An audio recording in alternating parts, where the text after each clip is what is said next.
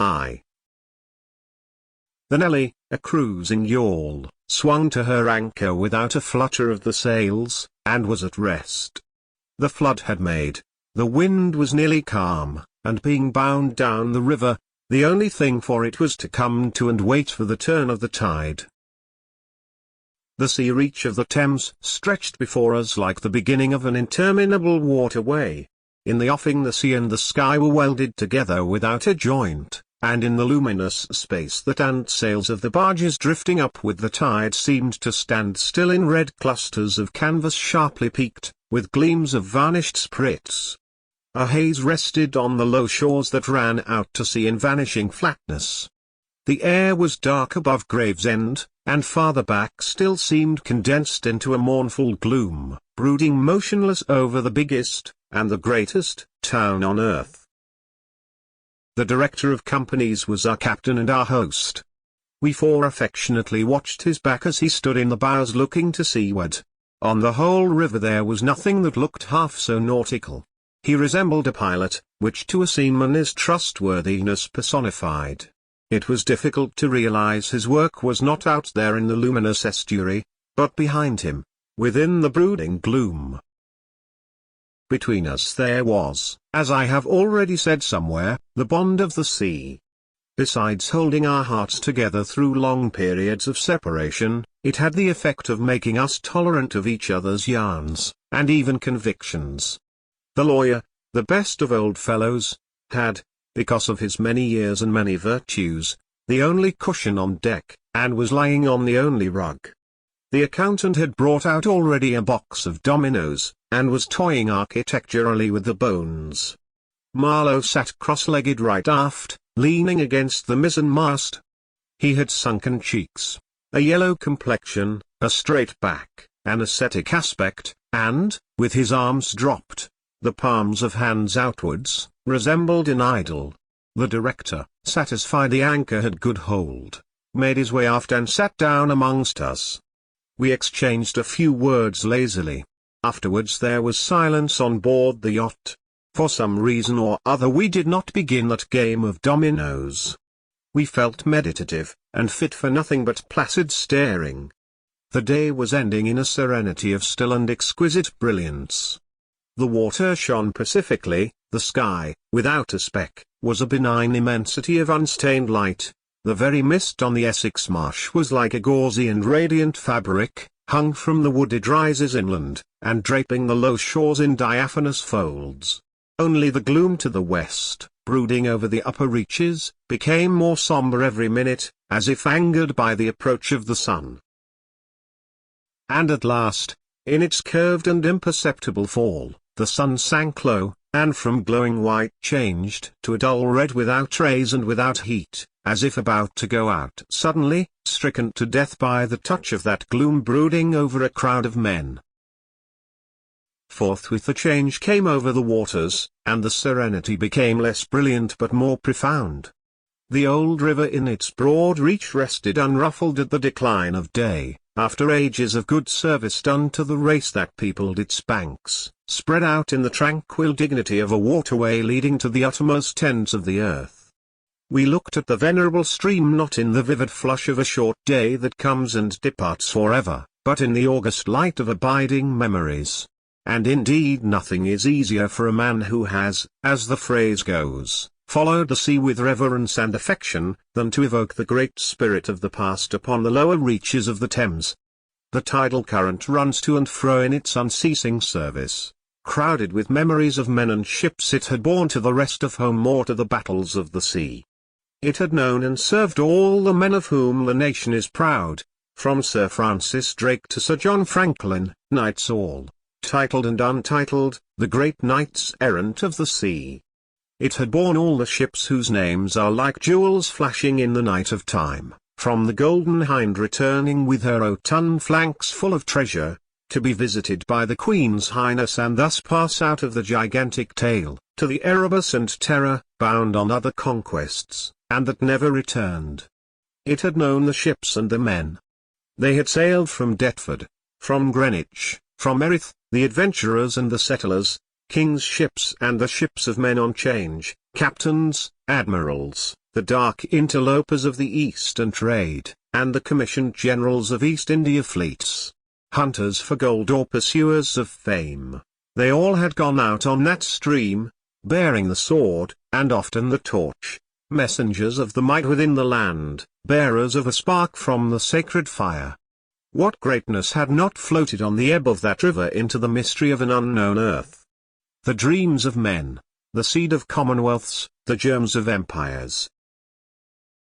The sun set, the dusk fell on the stream, and lights began to appear along the shore.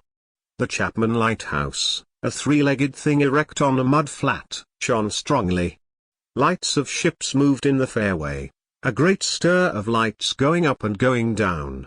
And farther west on the upper reaches the place of the monstrous town was still marked ominously on the sky, a brooding gloom in sunshine, a lurid glare under the stars. And this also, said Marlow suddenly, has been one of the dark places of the earth. He was the only man of us who still followed the sea. The worst that could be said of him was that he did not represent his class. He was a seaman, but he was a wanderer, too, while most seamen lead, if one may so express it, a sedentary life. Their minds are of the stay-at-home order, and their home is always with them, the ship, and so is their country, the sea. One ship is very much like another, and the sea is always the same. In the immutability of their surroundings, the foreign shores, the foreign faces, the changing immensity of life, glide past, veiled not by a sense of mystery but by a slightly disdainful ignorance, for there is nothing mysterious to a seaman unless it be the sea itself, which is the mistress of his existence and as inscrutable as destiny. For the rest, after his hours of work, a casual stroll or a casual spree on shore suffices to unfold for him the secret of a whole continent, and generally he finds the secret not worth knowing. The yarns of seamen have a direct simplicity, the whole meaning of which lies within the shell of a cracked nut. But Marlow was not typical, if his propensity to spin yarns be accepted, and to him the meaning of an episode was not inside like a kernel but outside, enveloping the tale which brought it out only as a glow brings out a haze, in the likeness of one of these misty halos that sometimes are made visible by the spectral illumination of moonshine. His remark did not seem at all surprising. It was just like Marlow. It was accepted in silence. No one took the trouble to grunt even, and presently he said, very slow, I was thinking of very old times, when the Romans first came here, 1900 years ago, the other day. Light came out of this river since, you say nights. Yes, but it is like a running blaze on a plain, like a flash of lightning in the clouds. We live in the flicker, may it last as long as the old earth keeps rolling. But darkness was here yesterday. Imagine the feelings of the commander of a fine, what do you call 'em? Trireme in the Mediterranean, ordered suddenly to the north, run overland across the Gauls in a hurry, put in charge of one of these craft the legionaries, a wonderful lot of handy men they must have been, too, used to build, apparently by the hundred, in a month or two, if we may believe what we read. Imagine him here, the very end of the world, a sea the color of lead, a sky the color of smoke, a kind of ship about as rigid as a concertina, and going up this river with stores, or orders, or what you like. Sandbanks, marshes, forests, savages, precious little to eat fit for a civilized man, nothing but Thames water to drink. No Falernian wine here, no going ashore.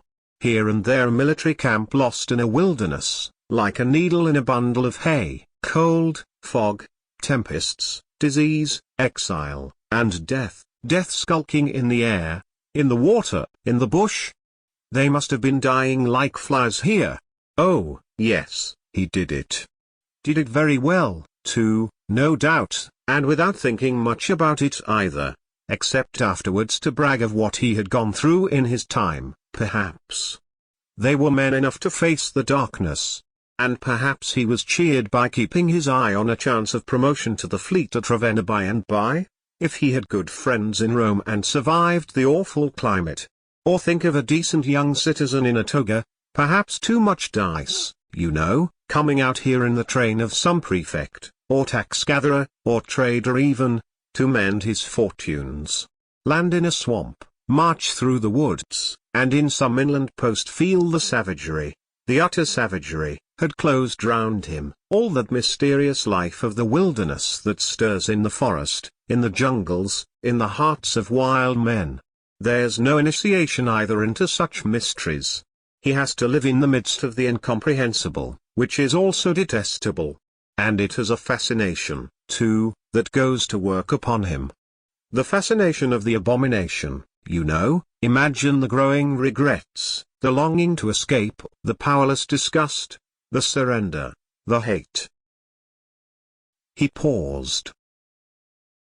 Mind, he began again, lifting one arm from the elbow, the palm of the hand outwards, so that, with his legs folded before him, he had the pose of a Buddha preaching in European clothes and without a lotus flower.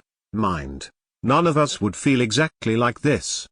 What saves us is efficiency, the devotion to efficiency. But these chaps were not much account, really. They were no colonists. Their administration was merely a squeeze, and nothing more, I suspect. They were conquerors, and for that you want only brute force, nothing to boast of, when you have it, since your strength is just an accident arising from the weakness of others. They grabbed what they could get for the sake of what was to be got. It was just robbery with violence, aggravated murder on a great scale, and men going at it blind, as is very proper for those who tackle a darkness. The conquest of the earth, which mostly means the taking it away from those who have a different complexion or slightly flatter noses than ourselves, is not a pretty thing when you look into it too much. What redeems it is the idea only. An idea at the back of it, not a sentimental pretense but an idea, and an unselfish belief in the idea, something you can set up, and bow down before, and offer a sacrifice to. He broke off. Flames glided in the river, small green flames, red flames, white flames, pursuing, overtaking, joining, crossing each other, then separating slowly or hastily. The traffic of the great city went on in the deepening night upon the sleepless river. We looked on, waiting patiently. There was nothing else to do till the end of the flood, but it was only after a long silence, when he said, in a hesitating voice, "I suppose you fellows remember I did once turn freshwater sailor for a bit, that we knew we were fated, before the ebb began to run, to hear about one of Marlow's inconclusive experiences. I don't want to bother you much with what happened to me personally," he began, showing in this remark the weakness of many tellers of tales who seem so often unaware of what their audience would like best to hear. "Yet to understand the effect of it on me you ought to know how I got out there, what I saw, how I went up that river to the place where I first met the poor chap. It was the farthest point of navigation and the culminating point of my experience. It seemed somehow to throw a kind of light on everything about me, and into my thoughts. It was sombre enough, too, and pitiful, not extraordinary in any way, not very clear either. No, not very clear. And yet it seemed to throw a kind of light. I had then, as you remember, just returned to London after a lot of Indian Ocean, Pacific, China seas, a regular dose of the East, 6 years or so, and I was loafing about, hindering you fellows in your work and invading your homes, just as though I had got a heavenly mission to civilize you. It was very fine for a time, but after a bit I did get tired of resting. Then I began to look for a ship, I should think the hardest work on earth. But the ships wouldn't even look at me. And I got tired of that game, too. Now when I was a little chap I had a passion for maps. I would look for hours at South America, or Africa, or Australia, and lose myself in all the glories of exploration. At that time there were many blank spaces on the earth, and when I saw one that looked particularly inviting on a map, but they all look that, I would put my finger on it and say, when I grow up I will go there. The North Pole was one of these places, I remember. Well, I haven't been there yet, and shall not try now. The glamour's off. Other places were scattered about the hemispheres. I have been in some of them, and... well, we won't talk about that. But there was one yet, the biggest, the most blank, so to speak, that I had a hankering after. True, by this time it was not a blank space anymore. It had got filled since my boyhood with rivers and lakes and names. It had ceased to be a blank space of delightful mystery, a white patch for a boy to dream gloriously over. It had become a place of darkness, but there was in it one river especially, a mighty big river, that you could see on the map, resembling an immense snake uncoiled, with its head in the sea, its body at rest curving afar over a vast country, and its tail lost in the depths of the land. And as I looked at the map of it in a shop window, it fascinated me as a snake would a bird, a silly little bird. Then I remembered there was a big concern, a company for trade on that river.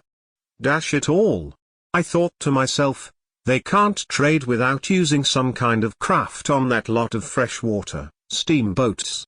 Why shouldn't I try to get charge of one? I went on along Fleet Street, but could not shake off the idea. The snake had charmed me. You understand, it was a continental concern, that trading society, but I have a lot of relations living on the continent, because it's cheap and not so nasty as it looks, they say.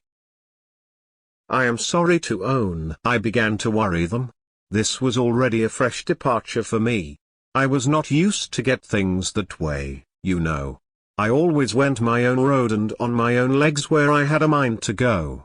I wouldn't have believed it of myself, but, then, you see, I felt somehow I must get there by hook or by crook. So I worried them. The men said my dear fellow, and did nothing. Then, would you believe it?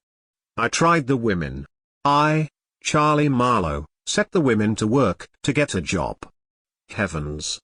Well, you see, the notion drove me. I had an aunt, a dear enthusiastic soul. She wrote, "It will be delightful.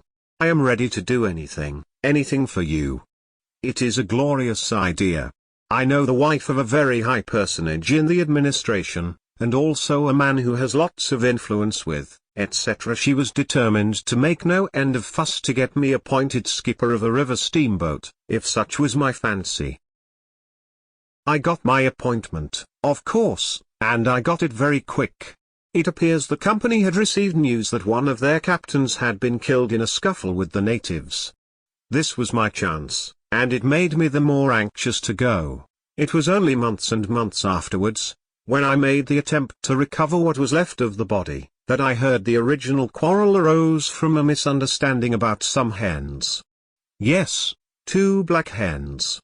Freslevin, that was the fellow's name, a Dane, thought himself wronged somehow in the bargain, so he went ashore and started to hammer the chief of the village with a stick.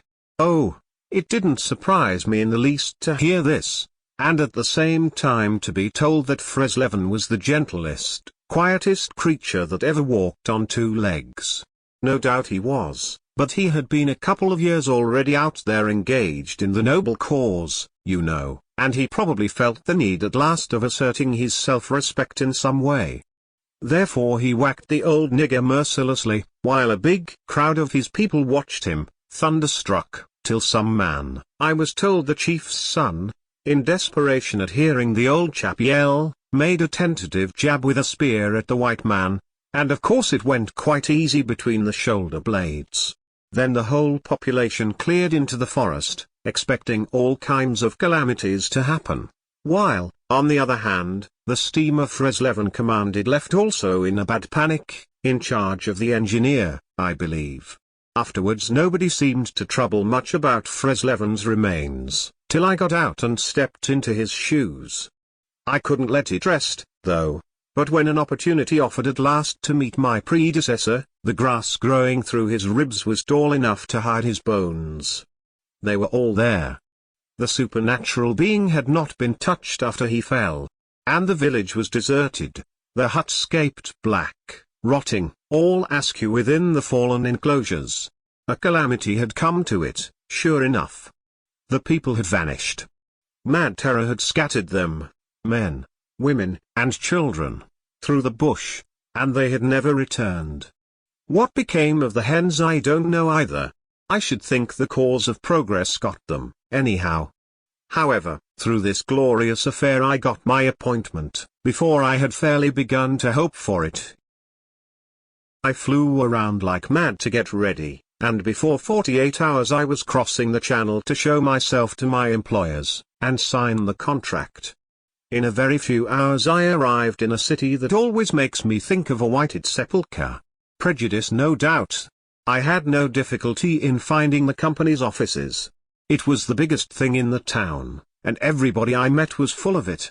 They were going to run an overseas empire, and make no end of coin by trade. A narrow and deserted street in deep shadow, high houses, innumerable windows with Venetian blinds, a dead silence, grass sprouting right and left, immense double doors standing ponderously ajar. I slipped through one of these cracks, went up a swept and ungarnished staircase, as arid as a desert, and opened the first door I came to. Two women, one fat and the other slim, sat on straw-bottomed chairs, knitting black wool. The slim one got up and walked straight at me, still knitting with downcast eyes, and only just as I began to think of getting out of her way, as you would for a somnambulist, stood still, and looked up. Her dress was as plain as an umbrella cover, and she turned round without a word and preceded me into a waiting room. I gave my name, and looked about. Deal table in the middle, plain chairs all round the walls, on one end a large, shining map, marked with all the colors of a rainbow. There was a vast amount of red, good to see at any time, because one knows that some real work is done in there, a deuce of a lot of blue, a little green, smears of orange, and, on the east coast, a purple patch, to show where the jolly pioneers of progress drink the jolly lager beer. However, I wasn't going into any of these. I was going into the yellow. Dead in the center. And the river was there, fascinating, deadly, like a snake. Uff. A door opened, a white-haired secretarial head, but wearing a compassionate expression, appeared, and a skinny forefinger beckoned me into the sanctuary. Its light was dim, and a heavy writing desk squatted in the middle. From behind that structure came out an impression of pale plumpness in a frock coat. The great man himself. He was 5'6", I should judge, and had his grip on the handle end of ever so many millions. He shook hands, I fancy, murmured vaguely, was satisfied with my French. Bon voyage. In about 45 seconds I found myself again in the waiting room with the compassionate secretary, who, full of desolation and sympathy, made me sign some document. I believe I undertook amongst other things not to disclose any trade secrets. Well, I am not going to. I began to feel slightly uneasy. You know I am not used to such ceremonies, and there was something ominous in the atmosphere. It was just as though I had been let into some conspiracy, I don't know, something not quite right, and I was glad to get out. In the outer room the two women knitted black wool feverishly. People were arriving, and the younger one was walking back and forth introducing them. The old one sat on her chair. Her flat cloth slippers were propped up on a foot warmer, and a cat reposed on her lap. She wore a starched white affair on her head, had a wart on one cheek, and silver-rimmed spectacles hung on the tip of her nose. She glanced at me above the glasses. The swift and indifferent placidity of that look troubled me. Two youths with foolish and cheery countenances were being piloted over, and she threw at them the same quick glance of unconcerned wisdom. She seemed to know all about them and about me, too. An eerie feeling came over me. She seemed uncanny and fateful. Often far away there I thought of these two, guarding the door of darkness, knitting black wool as for a warm pall, one introducing continuously to the unknown, the other scrutinizing the cheery and foolish faces with unconcerned old eyes. Are they? Old knitter of black wool. Morituri salutant. Not many of those she looked at ever saw her again, not half, by a long way. There was yet a visit to the doctor. A simple formality, assured me the secretary, with an air of taking an immense part in all my sorrows. Accordingly a young chap wearing his hat over the left eyebrow, some clerk I suppose, there must have been clerks in the business, though the house was as still as a house in a city of the dead, came from somewhere upstairs, and led me forth. He was shabby and careless, with ink stains on the sleeves of his jacket, and his cravat was large and billowy, under a chin shaped like the toe of an old boot. It was a little too early for the doctor, so I proposed a drink, and thereupon he developed a vein of joviality. As we sat over our vermouths he glorified the company's business, and by I expressed casually my surprise at him not going out there. He became very cool and collected all at once. "I am not such a fool as I look," quoth Plato to his disciples, he said sententiously, emptied his glass with great resolution, and we rose. The old doctor felt my pulse, evidently thinking of something else the while. Good for there," he mumbled, and then with a certain eagerness asked me whether I would let him measure my head. Rather surprised, I said yes, when he produced a thing like calipers and got the dimensions back and front and every way, taking notes carefully. He was an unshaven little man in a threadbare coat like a gabardine, with his feet in slippers, and I thought him a harmless fool. "I always ask leave, in the interests of science, to measure the crania of those going out there," he said. "And when they come back, too?" I asked. "Oh, I never see them," he remarked, "and, moreover, the changes take place inside, you know." He smiled, as if at some quiet joke. "So you are going out there? Famous. Interesting, too." He gave me a searching glance, and made another note. "Ever any madness in your family?" he asked, in a matter-of-fact tone. I felt very annoyed. "Is that question in the interests of science, too?" "It would be," he said, without taking notice of my irritation, "interesting for science to watch the mental changes of individuals, on the spot. But, are you an alienist?" I interrupted. "Every doctor should be, a little," answered that original, imperturbably. "I have a little theory which you messieurs who go out there must help me to prove. This is my share in the advantages my country shall reap from the possession of such a magnificent dependency. The mere wealth I leave to others.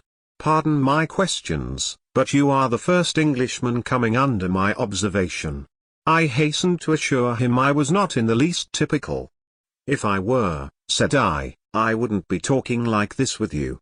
"What you say is rather profound, and probably erroneous," he said, with a laugh. "Avoid irritation more than exposure to the sun. Adieu. How do you English say, eh? Goodbye? Ah. Goodbye. Adieu. In the tropics one must before everything keep calm." He lifted a warning forefinger. Do calm, do calm." One thing more remained to do, say goodbye to my excellent aunt. I found her triumphant. I had a cup of tea, the last decent cup of tea for many days, and in a room that most soothingly looked just as you would expect a lady's drawing room to look, we had a long quiet chat by the fireside. In the course of these confidences it became quite plain to me I had been represented to the wife of the high dignitary, and goodness knows to how many more people besides, as an exceptional and gifted creature, a piece of good fortune for the company, a man you don't get hold of every day. Good heavens! And I was going to take charge of a 2-penny halfpenny river steamboat with a penny whistle attached. It appeared, however, I was also one of the workers, with a capital, you know. Something like an emissary of light, something like a lower sort of apostle. There had been a lot of such rot let loose in print and talk just about that time, and the excellent woman, living right in the rush of all that humbug, got carried off her feet. She talked about weaning those ignorant millions from their horrid ways, till, upon my word, she made me quite uncomfortable. I ventured to hint that the company was run for profit.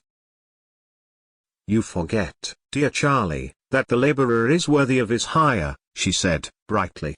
"It's queer how out of touch with truth women are. They live in a world of their own. And there has never been anything like it, and never can be. It is too beautiful altogether, and if they were to set it up it would go to pieces before the first sunset. Some confounded fact we men have been living contentedly with ever since the day of creation would start up and knock the whole thing over. After this I got embraced, told to wear flannel, be sure to write often, and so on, and I left. In the street, I don't know why, a queer feeling came to me that I was an imposter. Odd thing that I, who used to clear out for any part of the world at 24 hours notice, with less thought than most men give to the crossing of a street, had a moment, I won't say of hesitation, but of startled pause, before this commonplace affair. The best way I can explain it to you is by saying that, for a second or two, I felt as though, instead of going to the center of a continent, I were about to set off for the center of the earth. I left in a French steamer, and she called in every blamed port they have out there, for, as far as I could see, the sole purpose of landing soldiers and custom-house officers. I watched the coast. Watching a coast as it slips by the ship is like thinking about an enigma. There it is before you, smiling, frowning, inviting, grand, mean, insipid, or savage, and always mute with an air of whispering, "Come and find out." This one was almost featureless, as if still in the making, with an aspect of monotonous grimness. The edge of a colossal jungle, so dark green as to be almost black, fringed with white surf, ran straight, like a ruled line, far, far away along a blue sea whose glitter was blurred by a creeping mist. The sun was fierce, the land seemed to glisten and drip with steam. Here and there greyish-whitish specks showed up clustered inside the white surf, with a flag flying above them perhaps. Settlements some centuries old, and still no bigger than pinheads on the untouched expanse of their background. We pounded along, stopped, landed soldiers, went on, landed custom-house clerks to levy toll in what looked like a god-forsaken wilderness, with a tin shed and a flagpole lost in it, landed more soldiers, to take care of the custom-house clerks, presumably. Some, I heard, got drowned in the surf, but whether they did or not, nobody seemed particularly to care. They were just flung out there, and on we went. Every day the coast looked the same, as though we had not moved, but we passed various places, trading places, with names like Gran Bassam, Little Popo, names that seemed to belong to some sordid farce acted in front of a sinister backcloth. The idleness of a passenger, my isolation amongst all these men with whom I had no point of contact, the oily and languid sea, the uniform somberness of the coast, seemed to keep me away from the truth of things, within the toil of a mournful and senseless delusion. The voice of the surf heard now and then was a positive pleasure, like the speech of a brother. It was something natural, that had its reason, that had a meaning. Now and then a boat from the shore gave one a momentary contact with reality. It was paddled by black fellows. You could see from afar the white of their eyeballs glistening. They shouted, sang, their bodies streamed with perspiration. They had faces like grotesque masks, these chaps, but they had bone, muscle, a wild vitality, an intense energy of movement, that was as natural and true as the surf along their coast. They wanted no excuse for being there. They were a great comfort to look at. For a time I would feel I belonged still to a world of straightforward facts, but the feeling would not last long. Something would turn up to scare it away. Once, I remember, we came upon a man-of-war anchored off the coast. There wasn't even a shed there, and she was shelling the bush. It appears the French had one of their wars going on thereabouts. Her ensign dropped limp like a rag. The muzzles of the long 6-inch guns stuck out all over the low hull, the greasy, slimy swell swung her up lazily and let her down, swaying her thin masts. In the empty immensity of earth, sky, and water, there she was, incomprehensible, firing into a continent. Bop, would go one of the 6-inch guns, a small flame would dart and vanish, a little white smoke would disappear, A tiny projectile would give a feeble screech, and nothing happened. Nothing could happen. There was a touch of insanity in the proceeding, a sense of lugubrious drollery in the sight, and it was not dissipated by somebody on board assuring me earnestly there was a camp of natives, he called them enemies, hidden out of sight somewhere. We gave her her letters. I heard the men in that lonely ship were dying of fever at the rate of 3 a day, and went on. We called at some more places with farcical names, where the merry dance of death and trade goes on in a still and earthy atmosphere as of an overheated catacomb, all along the formless coast bordered by dangerous surf, as if nature herself had tried to ward off intruders, in and out of rivers, streams of death in life, whose banks were rotting into mud, whose waters, thickened into slime, invaded the contorted mangroves, that seemed to writhe at us in the extremity of an impotent despair. Nowhere did we stop long enough to get a particularized impression, but the general sense of vague and oppressive wonder grew upon me. It was like a weary pilgrimage amongst hints for nightmares. It was upward of 30 days before I saw the mouth of the big river. We anchored off the seat of the government. But my work would not begin till some 200 miles farther on. So as soon as I could I made a start for a place 30 miles higher up. I had my passage on a little sea-going steamer. Her captain was a Swede, and knowing me for a seaman, invited me on the bridge. He was a young man, lean, fair, and morose, with lanky hair and a shuffling gait. As we left the miserable little wharf, he tossed his head contemptuously at the shore. "Been living there?" he asked. I said, "Yes." "Fine lot these government chaps, are they not?" he went on, speaking English with great precision and considerable bitterness. "It is funny what some people will do for a few francs a month. I wonder what becomes of that kind when it goes up country?" I said to him I expected to see that soon. "So oh," he exclaimed. He shuffled athwart, keeping one eye ahead vigilantly. "Don't be too sure," he continued. "The other day I took up a man who hanged himself on the road. He was a Swede, too. Hanged himself. Why, in God's name?" I cried. He kept on looking out watchfully. Who knows?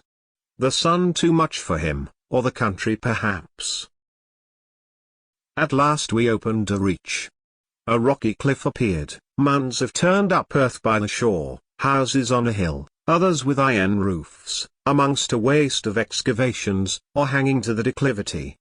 A continuous noise of the rapids above hovered over this scene of inhabited devastation. A lot of people, mostly black and naked, moved about like ants.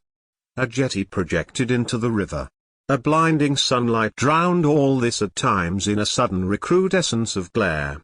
"There's your company's station," said the Swede, pointing to 3 wooden barrack-like structures on the rocky slope. "I will send your things up. 4 boxes did you say? So. Farewell." I came upon a boiler wallowing in the grass, then found a path leading up the hill. It turned aside for the boulders, and also for an undersized railway truck lying there on its back with its wheels in the air.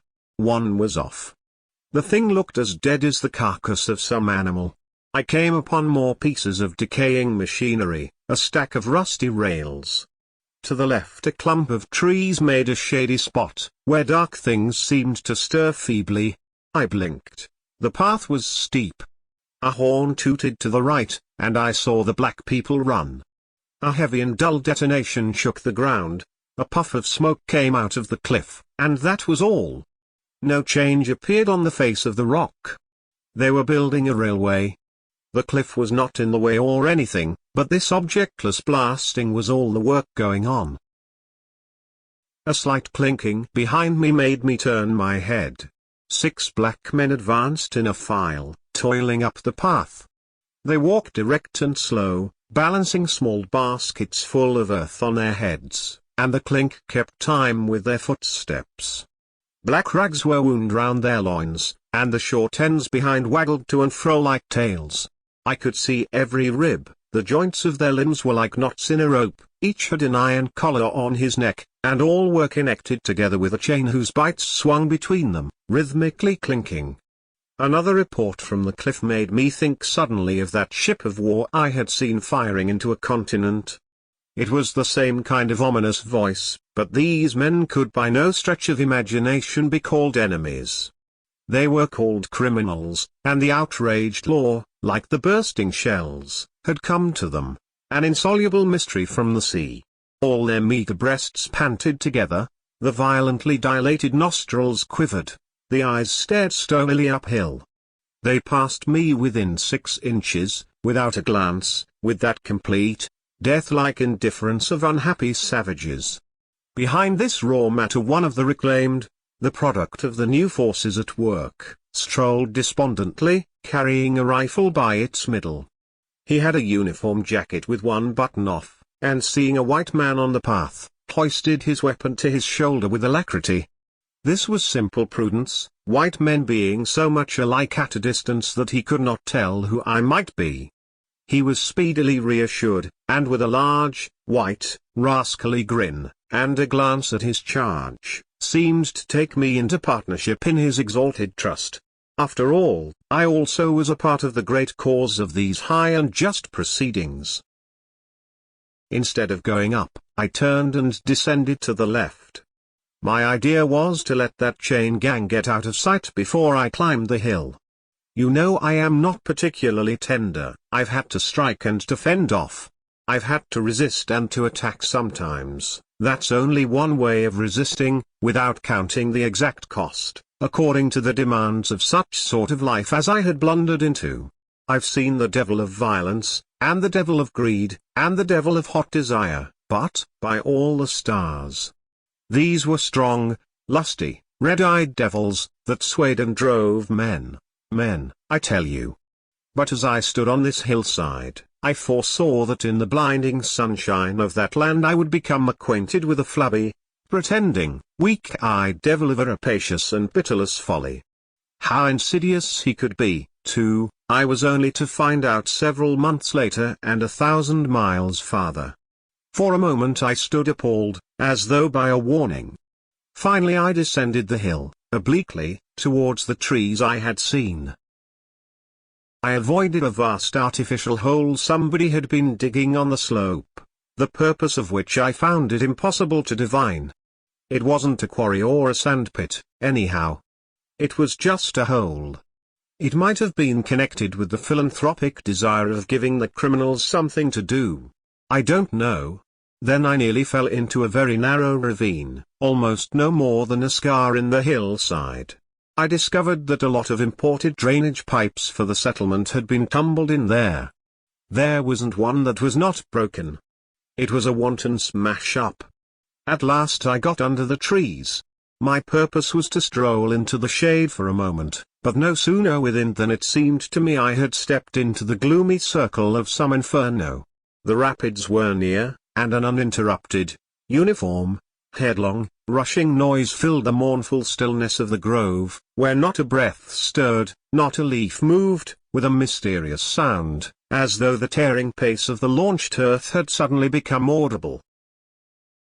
Black shapes crouched, sat between the trees leaning against the trunks, clinging to the earth, half coming out, half effaced within the dim light, in all the attitudes of pain, abandonment, and despair.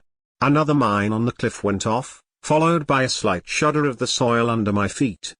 The work was going on. The work. And this was the place where some of the helpers had withdrawn to die. They were dying slowly, it was very clear. They were not enemies, they were not criminals, they were nothing earthly now, nothing but black shadows of disease and starvation, lying confusedly in the greenish gloom, brought from all the recesses of the coast in all the legality of time contracts.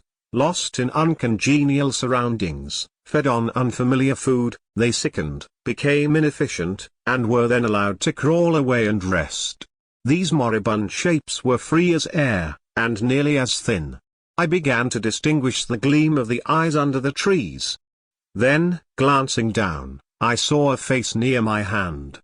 The black bones reclined at full length with one shoulder against the tree, and slowly the eyelids rose and the sunken eyes looked up at me, enormous and vacant, a kind of blind, white flicker in the depths of the orbs, which died out slowly. The man seemed young, almost a boy, but with them it's hard to tell. I found nothing else to do but to offer him one of my good Swedes ship's biscuits I had in my pocket. The fingers closed slowly on it and held. There was no other movement and no other glance. He had tied a bit of white worsted round his neck. Why? Where did he get it? Was it a badge, an ornament, a charm, a propitiatory act? Was there any idea at all connected with it? It looked startling round his black neck, this bit of white thread from beyond the seas. Near the same tree two more bundles of acute angles sat with their legs drawn up.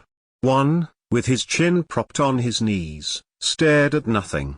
In an intolerable and appalling manner, his brother phantom rested its forehead, as if overcome with a great weariness, and all about others were scattered in every pose of contorted collapse, as in some picture of a massacre or a pestilence. While I stood horror-struck, one of these creatures rose to his hands and knees, and went off on all fours towards the river to drink. He lapped out of his hand, then sat up in the sunlight, crossing his shins in front of him, and after a time let his woolly head fall on his breastbone. I didn't want any more loitering in the shade, and I made haste towards the station. When near the buildings I met a white man, in such an unexpected elegance of get-up that in the first moment I took him for a sort of vision. I saw a high starched collar, white cuffs, a light alpaca jacket, snowy trousers, a clean necktie, and varnished boots. No hat. Hair parted, brushed, oiled, under a green-lined parasol held in a big white hand. He was amazing, and had a penholder behind his ear.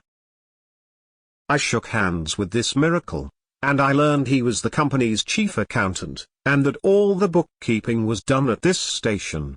He had come out for a moment, he said, to get a breath of fresh air.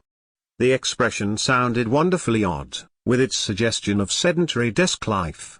I wouldn't have mentioned the fellow to you at all, only it was from his lips that I first heard the name of the man who is so indissolubly connected with the memories of the time. Moreover, I respected the fellow. Yes, I respected his collars, his vast cuffs, his brushed hair. His appearance was certainly that of a hairdresser's dummy, but in the great demoralization of the land he kept up his appearance. That's backbone. His starched collars and got-up shirt fronts were achievements of character. He had been out nearly 3 years, and, later, I could not help asking him how he managed to sport such linen. He had just the faintest blush, and said modestly, "I've been teaching one of the native women about the station. It was difficult. She had a distaste for the work." Thus this man had verily accomplished something. And he was devoted to his books, which were in apple pie order. Everything else in the station was in a muddle: heads, things, buildings. Strings of dusty niggers with splay feet arrived and departed, a stream of manufactured goods, rubbishy cottons, beads, and brass wire sent into the depths of darkness, and in return came a precious trickle of ivory. I had to wait in the station for 10 days, an eternity. I lived in a hut in the yard, but to be out of the chaos I would sometimes get into the accountant's office. It was built of horizontal planks, and so badly put together that, as he bent over his high desk, he was barred from neck to heels with narrow strips of sunlight. There was no need to open the big shutter to see. It was hot there, too. Big flies buzzed fiendishly, and did not sting, but stabbed. I sat generally on the floor, while, of faultless appearance, and even slightly scented, perching on a high stool, he wrote. Sometimes he stood up for exercise. When a truckle bed with a sick man, some invalid agent from up country, was put in there, he exhibited a gentle annoyance. "The groans of this sick person," he said, "distract my attention. and without that it is extremely difficult to guard against clerical errors in this climate. One day he remarked, without lifting his head, "In the interior you will no doubt meet Mr. Kurtz." On my asking who Mr. Kurtz was, he said he was a first-class agent, and seeing my disappointment at this information, he added slowly, laying down his pen, "He is a very remarkable person." Further questions elicited from him that Mr. Kurtz was at present in charge of a trading post, a very important one, in the true ivory country, at the very bottom of there. Sends in as much ivory as all the others put together. He began to write again. The sick man was too ill to groan. The flies buzzed in a great peace. Suddenly there was a growing murmur of voices and a great tramping of feet. A caravan had come in. A violent babble of uncouth sounds burst out on the other side of the planks.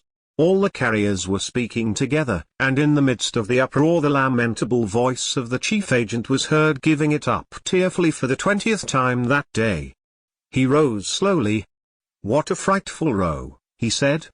He crossed the room gently to look at the sick man, and returning, said to me, "He does not hear." "What? Dead?" I asked, startled. "No, not yet," he answered, with great composure. Then, alluding with a toss of the head to the tumult in the station yard, "When one has got to make correct entries, one comes to hate those savages, hate them to the death." He remained thoughtful for a moment. "When you see Mr. Kurtz," he went on, "tell him from me that everything here," he glanced at the deck, "is very satisfactory. I don't like to write to him. With those messengers of ours you never know who may get hold of your letter, at that central station." He stared at me for a moment with his mild, bulging eyes. "Oh, he will go far, very far," he began again. "He will be a somebody in the administration before long. They, above, the Council in Europe, you know, mean him to be." He turned to his work. The noise outside had ceased, and presently in going out I stopped at the door. In the steady buzz of flies the homeward-bound agent was lying finished and insensible. The other, bent over his books, was making correct entries of perfectly correct transactions, and 50 feet below the doorstep I could see the still tree-tops of the Grove of Death. Next day I left that station at last, with a caravan of 60 men, for a 200-mile tramp. No use telling you much about that.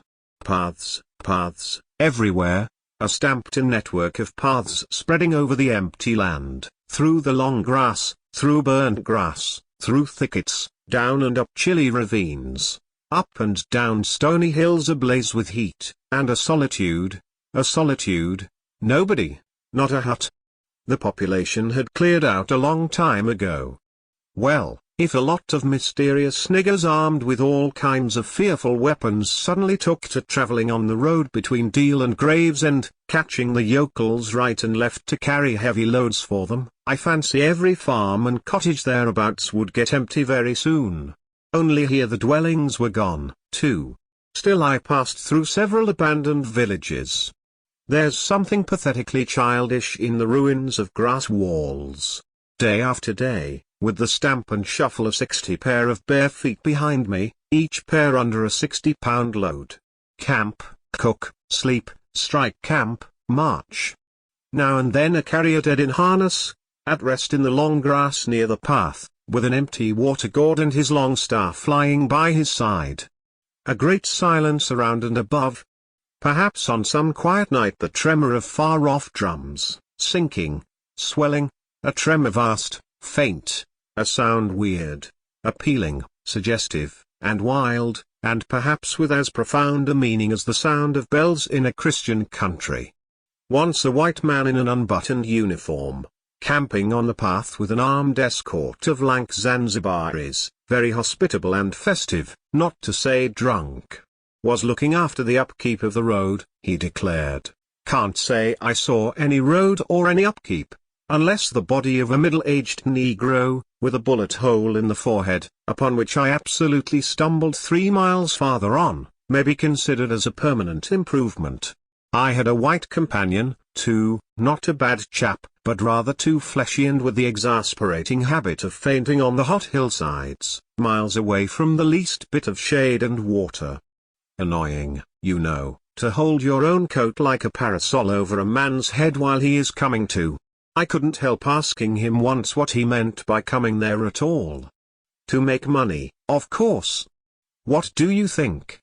He said, scornfully. Then he got fever, and had to be carried in a hammock slung under a pole. As he weighed 16 stone, I had no end of rows with the carriers. They jibbed, ran away, sneaked off with their loads in the night, quite a mutiny. So, one evening, I made a speech in English with gestures, not one of which was lost to the 60 pairs of eyes before me, and the next morning I started the hammock off in front all right. An hour afterwards I came upon the whole concern wrecked in a bush. Man, hammock, groans, blankets, horrors. The heavy pole had skinned his poor nose. He was very anxious for me to kill somebody, but there wasn't the shadow of a carrier near. I remembered the old doctor. It would be interesting for science to watch the mental changes of individuals, on the spot. I felt I was becoming scientifically interesting. However, all that is to no purpose. On the 15th day I came in sight of the big river again, and hobbled into the central station. It was on a backwater surrounded by scrub and forest, with a pretty border of smelly mud on one side, and on the 3 others enclosed by a crazy fence of rushes. A neglected gap was all the gate it had, and the first glance at the place was enough to let you see the flabby devil was running that show. White men with long staves in their hands appeared languidly from amongst the buildings, strolling up to take a look at me, and then retired out of sight somewhere. One of them, a stout, excitable chap with black moustaches, informed me with great volubility and many digressions, as soon as I told him who I was, that my steamer was at the bottom of the river. I was thunderstruck. What? How? Why? Oh, it was all right. The manager himself was there. All quite correct. Everybody had behaved splendidly. Splendidly exclamation mark. You must, he said in agitation, go and see the general manager at once. He is waiting. I did not see the real significance of that wreck at once. I fancy I see it now, but I am not sure, not at all. Certainly the affair was too stupid, when I think of it, to be altogether natural. Still. But at the moment it presented itself simply as a confounded nuisance. The steamer was sunk. They had started 2 days before in a sudden hurry up the river with the manager on board, in charge of some volunteer skipper, and before they had been out 3 hours they tore the bottom out of her on stones, and she sank near the south bank. I asked myself what I was to do there. Now my boat was lost. As a matter of fact, I had plenty to do in fishing my command out of the river. I had to set about it the very next day.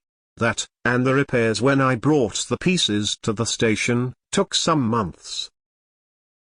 My first interview with the manager was curious.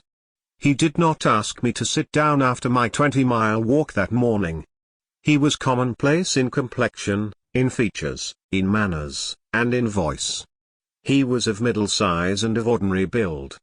His eyes, of the usual blue, were perhaps remarkably cold, and he certainly could make his glance fall on one as trenchant and heavy as an axe. But even at these times the rest of his person seemed to disclaim the intention. Otherwise there was only an indefinable, faint expression of his lips, something stealthy, a smile. Not a smile, I remember it, but I can't explain. It was unconscious, this smile was, though just after he had said something it got intensified for an instant. It came at the end of his speeches like a seal applied on the words to make the meaning of the commonest phrase appear absolutely inscrutable. He was a common trader, from his youth up employed in these parts, nothing more. He was obeyed, yet he inspired neither love nor fear, nor even respect. He inspired uneasiness. That was it. Uneasiness. Not a definite mistrust, just uneasiness, nothing more. You have no idea how effective such a faculty can be. He had no genius for organizing, for initiative, or for order even. That was evident in such things as the deplorable state of the station. He had no learning, and no intelligence. His position had come to him. Why? Perhaps because he was never ill. He had served 3 terms of 3 years out there. Because triumphant health in the general rout of constitutions is a kind of power in itself. When he went home on leave he rioted on a large scale, pompously, Jack ashore, with a difference, in externals only. This one could gather from his casual talk. He originated nothing, he could keep the routine going, that's all. But he was great. He was great by this little thing that it was impossible to tell what could control such a man. He never gave that secret away. Perhaps there was nothing within him. Such a suspicion made one pause, for out there were no external checks. Once when various tropical diseases had laid low almost every agent in the station, he was heard to say, "Men who come out here should have no entrails." He sealed the utterance with that smile of his, as though it had been a door opening into a darkness he had in his keeping. You fancied you had seen things, but the seal was on. When annoyed at mealtimes by the constant quarrels of the white men about precedence, he ordered an immense round table to be made, for which a special house had to be built. This was the station's mess room. Where he sat was the first place, the rest were nowhere. One felt this to be his unalterable conviction. He was neither civil nor uncivil. He was quiet. He allowed his boy, an overfed young negro from the coast, to treat the white men, under his very eyes, with provoking insolence. He began to speak as soon as he saw me. I had been very long on the road. He could not wait. Had to start without me. The upriver stations had to be relieved. There had been so many delays already that he did not know who was dead and who was alive, and how they got on, and so on, and so on.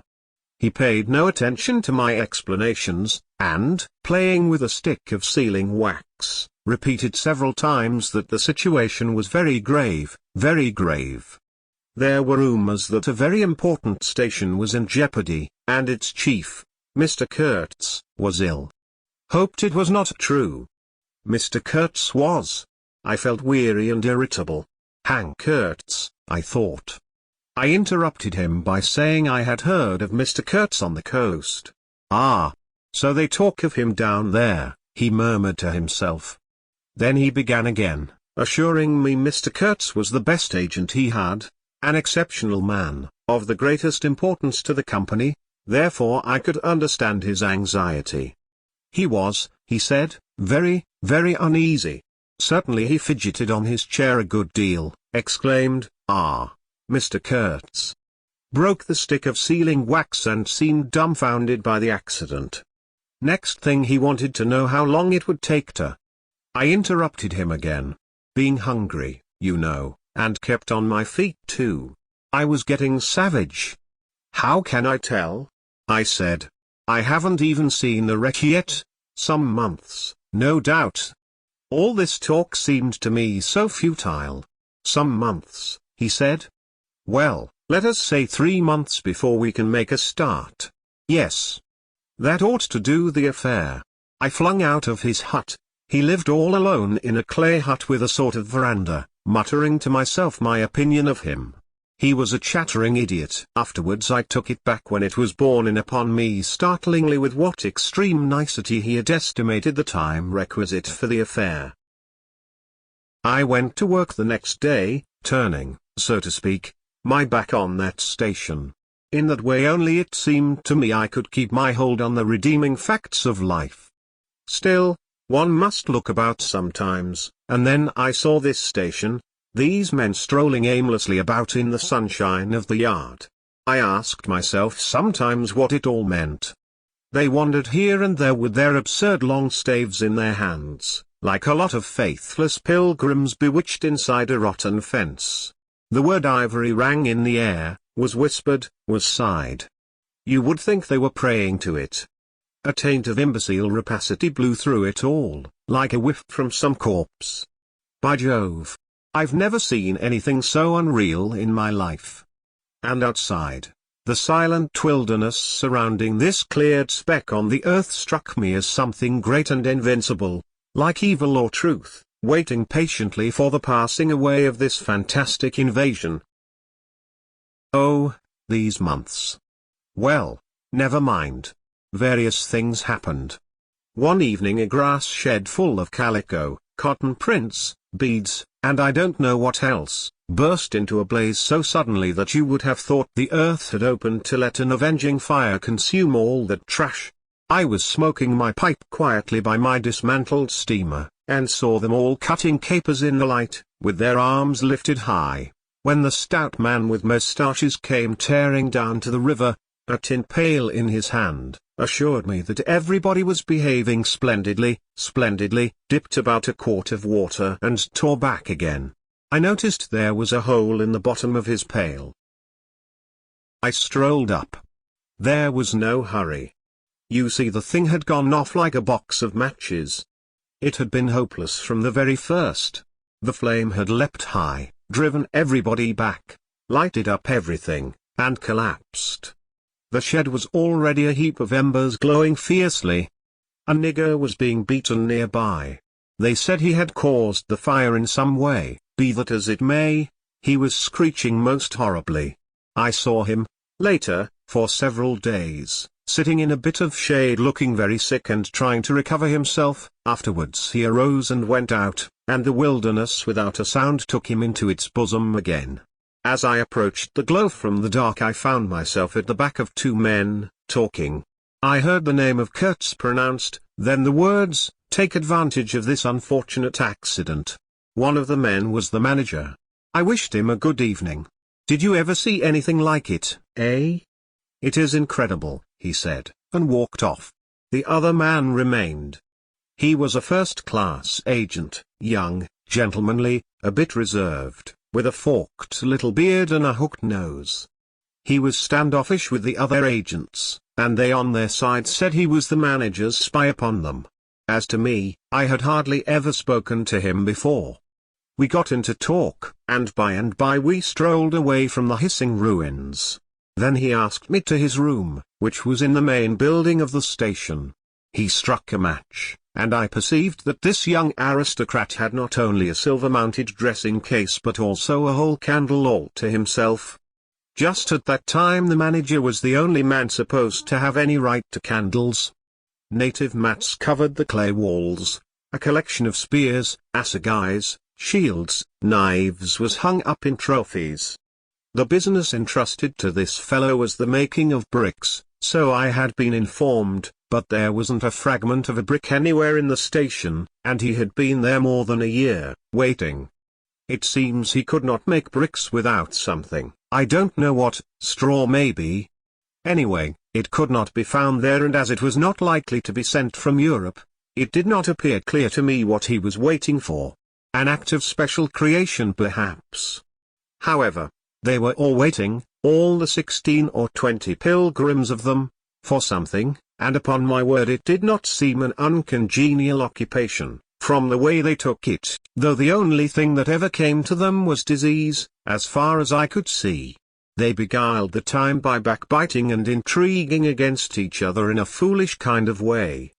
There was an air of plotting about that station, but nothing came of it, of course. It was as unreal as everything else, as the philanthropic pretense of the whole concern, as their talk, as their government, as their show of work. The only real feeling was a desire to get appointed to a trading post where ivory was to be had, so that they could earn percentages.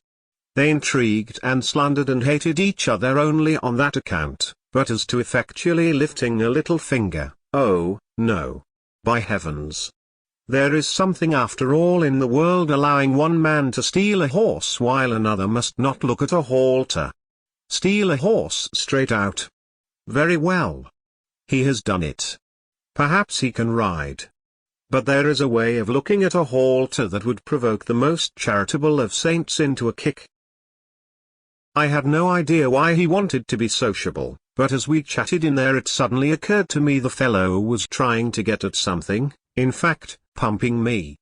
He alluded constantly to Europe, to the people I was supposed to know there, putting leading questions as to my acquaintances in the sepulchral city, and so on.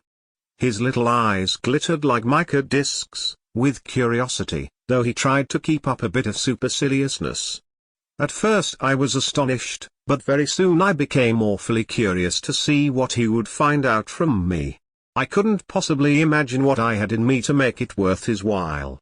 It was very pretty to see how he baffled himself, for in truth my body was full only of chills, and my head had nothing in it but that wretched steamboat business. It was evident he took me for a perfectly shameless prevaricator. At last he got angry, and, to conceal a movement of furious annoyance, he yawned. I rose. Then I noticed a small sketch in oils, on a panel, representing a woman, draped and blindfolded, carrying a lighted torch. The background was somber, almost black. The movement of the woman was stately, and the effect of the torchlight on the face was sinister.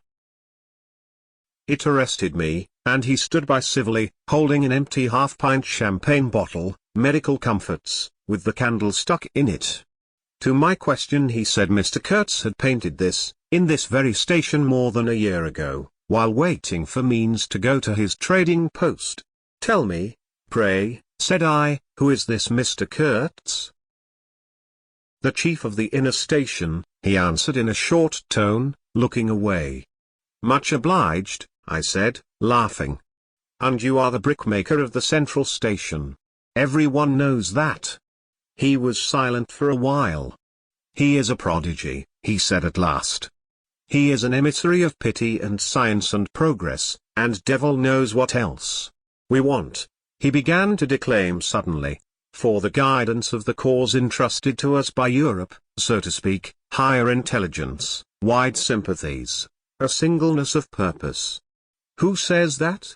I asked. Lots of them, he replied. Some even write that, and so he comes here, a special being, as you ought to know. Why ought I to know? I interrupted, really surprised. He paid no attention. Yes. Today he is chief of the best station, next year he will be assistant manager, 2 years more but I dare say you know what he will be in 2 years' time. You are of the new gang, the gang of virtue. The same people who sent him specially also recommended you. Oh, don't say no. I've my own eyes to trust. Light dawned upon me. My dear aunt's influential acquaintances were producing an unexpected effect upon that young man. I nearly burst into a laugh. Do you read the company's confidential correspondence? I asked. He hadn't a word to say. It was great fun. When Mr. Kurtz, I continued, severely, is general manager, you won't have the opportunity. He blew the candle out suddenly, and we went outside. The moon had risen. Black figures strolled about listlessly, pouring water on the glow, whence proceeded a sound of hissing. Steam ascended in the moonlight, the beaten nigger groaned somewhere. What a row the brute makes, said the indefatigable man with the moustaches, appearing near us. Serve him right. Transgression, punishment, bang. Pitiless, pitiless. That's the only way. This will prevent all conflagrations for the future. I was just telling the manager. He noticed my companion, and became crestfallen all at once.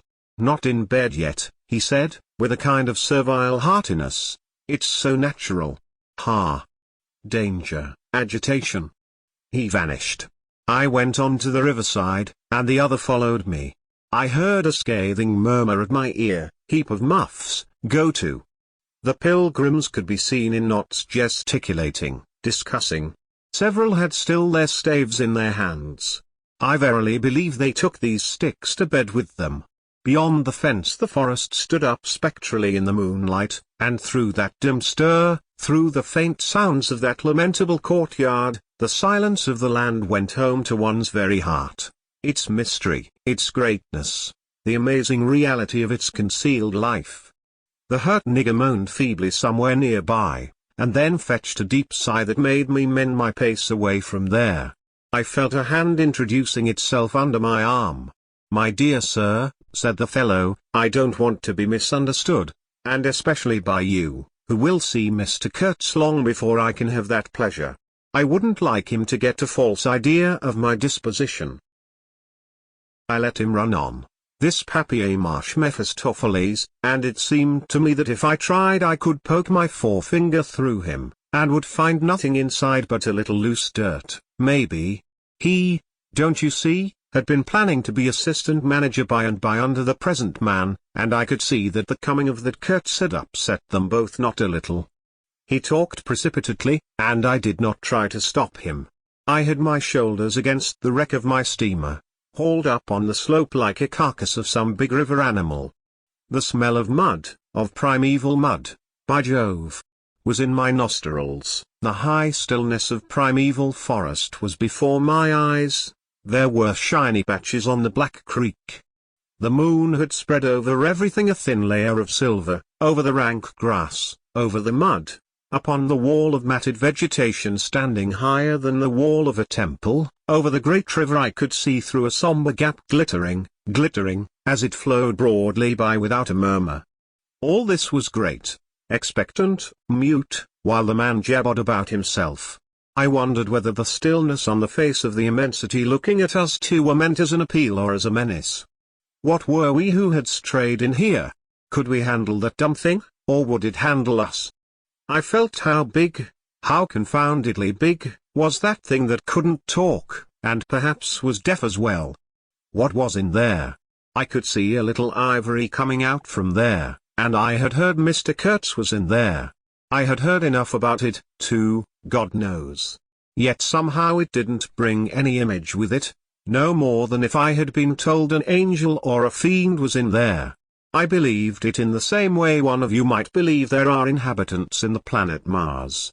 I knew once a Scotch sailmaker who was certain, dead sure, there were people in Mars. If you asked him for some idea how they looked and behaved, he would get shy and mutter something about walking on all fours. If you as much as smiled, he would, though a man of 60, offer to fight you. I would not have gone so far as to fight for Kurtz, but I went for him near enough to a lie. You know I hate, detest, and can't bear a lie, not because I am straighter than the rest of us, but simply because it appalls me. There is a taint of death, a flavor of mortality in lies, which is exactly what I hate and detest in the world, what I want to forget. It makes me miserable and sick, like biting something rotten would do. Temperament, I suppose. Well, I went near enough to it by letting the young fool there believe anything he liked to imagine as to my influence in Europe. I became in an instant as much of a pretense as the rest of the bewitched pilgrims. This simply because I had a notion it somehow would be of help to that Kurtz whom at the time I did not see, you understand. He was just a word for me. I did not see the man in the name any more than you do. Do you see him? Do you see the story? Do you see anything? It seems to me I am trying to tell you a dream, making a vain attempt, because no relation of a dream can convey the dream sensation, that commingling of absurdity, surprise, and bewilderment in a tremor of struggling revolt, that notion of being captured by the incredible which is of the very essence of dreams. He was silent for a while. No, it is impossible to convey the life sensation of any given epoch of one's existence, that which makes its truth, its meaning, its subtle and penetrating essence. It is impossible. We live, as we dream, alone. He paused again as if reflecting, then added, "Of course in this you fellows see more than I could then. You see me, whom you know." It had become so pitch dark that we listeners could hardly see one another. For a long time already he, sitting apart, had been no more to us than a voice. There was not a word from anybody. The others might have been asleep, but I was awake. I listened on the watch for the sentence, for the word, that would give me the clue to the faint uneasiness inspired by this narrative that seemed to shape itself without human lips in the heavy night air of the river. Yes, I let him run on, Marlow began again, and think what he pleased about the powers that were behind me. I did. And there was nothing behind me. There was nothing but that wretched, old, mangled steamboat I was leaning against, while he talked fluently about the necessity for every man to get on. And when one comes out here, you conceive, it is not to gaze at the moon. Mr. Kurtz was a universal genius, but even a genius would find it easier to work with adequate tools, intelligent men.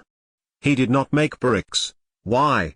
There was a physical impossibility in the way, as I was well aware, and if he did secretarial work for the manager, it was because no sensible man rejects wantonly the confidence of his superiors. Did I see it? I saw it. What more did I want? What I really wanted was rivets, by heaven. Rivets. To get on with the work, to stop the hole. Rivets I wanted. There were cases of them down at the coast, cases, piled up, burst, split. You kicked a loose rivet at every second step in that station yard on the hillside. Rivets had rolled into the grove of death. You could fill your pockets with rivets for the trouble of stooping down, and there wasn't one rivet to be found where it was wanted. We had plates that would do, but nothing to fasten them with. And every week the messenger, a long negro, letter bag on shoulder and staff in hand, left our station for the coast.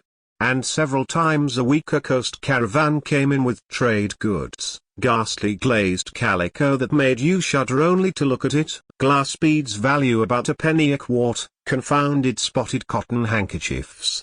And no rivets. 3 carriers could have brought all that was wanted to set that steamboat afloat. He was becoming confidential now, but I fancy my unresponsive attitude must have exasperated him at last, for he judged it necessary to inform me he feared neither God nor devil, let alone any mere man. I said I could see that very well, but what I wanted was a certain quantity of rivets, and rivets were what really Mr. Kurtz wanted, if he had only known it. Now letters went to the coast every week. My dear sir, he cried, I write from dictation. I demanded rivets. There was a way, for an intelligent man. He changed his manner, became very cold, and suddenly began to talk about a hippopotamus, wondered whether sleeping on board the steamer. I stuck to my salvage night and day, I wasn't disturbed. There was an old hippo that had the bad habit of getting out on the bank and roaming at night over the station grounds. The pilgrims used to turn out in a body and empty every rifle they could lay hands on at him. Some even had sat up nights for him. All this energy was wasted, though. That animal has a charmed life, he said. But you can say this only of brutes in this country. No man, you apprehend me? No man here bears a charmed life. He stood there for a moment in the moonlight with his delicate hooked nose set a little askew, and his mica eyes glittering without a wink. Then, with a curt good night, he strode off. I could see he was disturbed and considerably puzzled, which made me feel more hopeful than I had been for days. It was a great comfort to turn from the chap to my influential friend, the battered, twisted, ruined, tin-pot steamboat. I clambered on board. She rang under my feet like an empty Huntley and Palmer biscuit tin kicked along a gutter. She was nothing so solid in make, and rather less pretty in shape, but I had expended enough hard work on her to make me love her. No influential friend would have served me better. She had given me a chance to come out a bit, to find out what I could do. No, I don't like work. I had rather laze about and think of all the fine things that can be done. I don't like work. No man does, but I like what is in the work. The chance to find yourself. Your own reality, for yourself, not for others. What no other man can ever know. They can only see the mere show, and never can tell what it really means. I was not surprised to see somebody sitting aft, on the deck, with his legs dangling over the mud. You see, I rather chummed with the few mechanics there were in that station, whom the other pilgrims naturally despised, on account of their imperfect manners, I suppose. This was the foreman, a boiler maker by trade, a good worker. He was a lank, bony, yellow-faced man, with big intense eyes. His aspect was worried, and his head was as bald as the palm of my hand, but his hair in falling seemed to have stuck to his chin, and had prospered in the new locality, for his beard hung down to his waist. He was a widower with 6 young children. He had left them in charge of a sister of his to come out there, and the passion of his life was pigeon flying. He was an enthusiast and a connoisseur. He would rave about pigeons. After work hours he used sometimes to come over from his hut for a talk about his children and his pigeons. At work, when he had to crawl in the mud under the bottom of the steamboat, he would tie up that beard of his in a kind of white serviette he brought for the purpose. It had loops to go over his ears. In the evening he could be seen squatted on the bank rinsing that wrapper in the creek with great care, then spreading it solemnly on a bush to dry. I slapped him on the back and shouted, "We shall have rivets." He scrambled to his feet exclaiming, "No. Rivets." As though he couldn't believe his ears. Then in a low voice, "You, eh? I don't know why we behaved like lunatics." I put my finger to the side of my nose and nodded mysteriously. "Good for you," he cried, snapped his fingers above his head, lifting one foot. I tried a jig. We capered on the iron deck. A frightful clatter came out of that hulk, and the virgin forest on the other bank of the creek sent it back in a thundering roll upon the sleeping station. It must have made some of the pilgrims sit up in their hovels. A dark figure obscured the lighted doorway of the manager's hut, vanished, then, a second or so after, the doorway itself vanished, too. We stopped, and the silence driven away by the stamping of our feet flowed back again from the recesses of the land. The great wall of vegetation, an exuberant and entangled mass of trunks, branches, leaves, boughs, festoons, motionless in the moonlight, was like a rioting invasion of soundless life, a rolling wave of plants, piled up, crested, ready to topple over the creek, to sweep every little man of us out of his little existence. And it moved not. A deadened burst of mighty splashes and snorts reached us from afar, as though an ichthyosaurus had been taking a bath of glitter in the great river. "After all," said the boiler-maker in a reasonable tone, "why shouldn't we get the rivets?" Why not, indeed? I did not know of any reason why we shouldn't. "They'll come in 3 weeks," I said confidently. But they didn't. Instead of rivets there came an invasion, an infliction, a visitation. It came in sections during the next 3 weeks, each section headed by a donkey carrying a white man in new clothes and tan shoes, bowing from that elevation right and left to the impressed pilgrims. A quarrelsome band of footsore sulky niggers trod on the heels of the donkey. A lot of tents, camp stools, tin boxes, white cases, brown bales would be shot down in the courtyard, and the air of mystery would deepen a little over the muddle of the station. 5 such installments came, with their absurd air of disorderly flight with the loot of innumerable outfit shops and provision stores, that, one would think, they were lugging, after a raid, into the wilderness for equitable division. It was an inextricable mess of things decent in themselves but that human folly made look like the spoils of thieving. This devoted band called itself the El Dorado Exploring Expedition, and I believe they were sworn to secrecy. Their talk, however, was the talk of sordid buccaneers. It was reckless without hardihood, greedy without audacity, and cruel without courage. There was not an atom of foresight or of serious intention in the whole batch of them, and they did not seem aware these things are wanted for the work of the world. To tear treasure out of the bowels of the land was their desire, with no more moral purpose at the back of it than there is in burglars breaking into a safe. Who paid the expenses of the noble enterprise I don't know, but the uncle of our manager was leader of that lot. In exterior he resembled a butcher in a poor neighborhood, and his eyes had a look of sleepy cunning. He carried his fat paunch with ostentation on his short legs, and during the time his gang infested the station spoke to no one but his nephew. You could see these two roaming about all day long with their heads close together in an everlasting confab. I had given up worrying myself about the rivets. One's capacity for that kind of folly is more limited than you would suppose. I said hang, and let things slide. I had plenty of time for meditation, and now and then I would give some thought to Kurtz. I wasn't very interested in him. No. Still, I was curious to see whether this man, who had come out equipped with moral ideas of some sort, would climb to the top after all, and how he would set about his work when there. 2. One evening as I was lying flat on the deck of my steamboat, I heard voices approaching, and there were the nephew and the uncle strolling along the bank.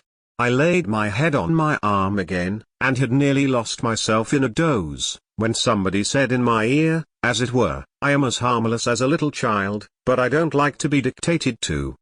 Am I the manager, or am I not? I was ordered to send him there. It's incredible. I became aware that the two were standing on the shore alongside the forepart of the steamboat, just below my head. I did not move. It did not occur to me to move. I was sleepy.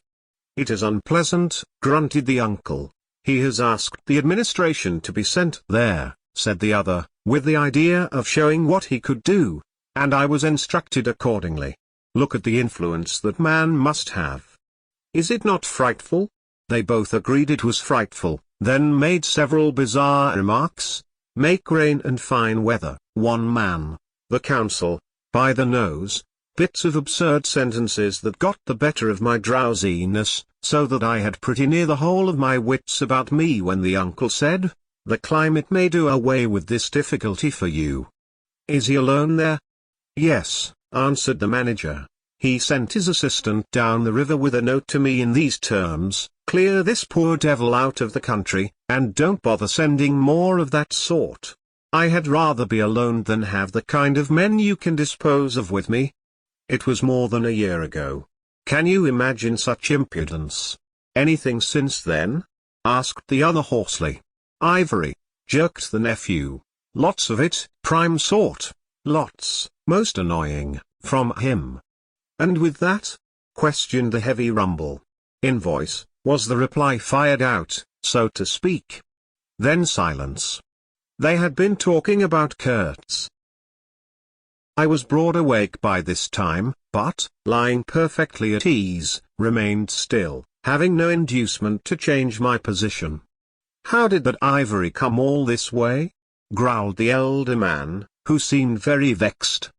The other explained that it had come with a fleet of canoes in charge of an English half-caste clerk Kurtz had with him, that Kurtz had apparently intended to return himself, the station being by that time bare of goods and stores, but after coming 300 miles, had suddenly decided to go back, which he started to do alone in a small dugout with 4 paddlers, leaving the half-caste to continue down the river with the ivory. The two fellows there seemed astounded at anybody attempting such a thing. They were at a loss for an adequate motive. As to me, I seemed to see Kurtz for the first time. It was a distinct glimpse, the dugout, 4 paddling savages, and the lone white man turning his back suddenly on the headquarters, on relief, on thoughts of home, perhaps, setting his face towards the depths of the wilderness, towards his empty and desolate station. I did not know the motive. Perhaps he was just simply a fine fellow who stuck to his work for its own sake. His name, you understand, had not been pronounced once. He was that man. The half-caste, who, as far as I could see, had conducted a difficult trip with great prudence and pluck, was invariably alluded to as that scoundrel. The scoundrel had reported that the man had been very ill, had recovered imperfectly. The two below me moved away then a few paces, and strolled back and forth at some little distance. I heard, military post, doctor, 200 miles, quite alone now, unavoidable delays, 9 months, no news, strange rumors.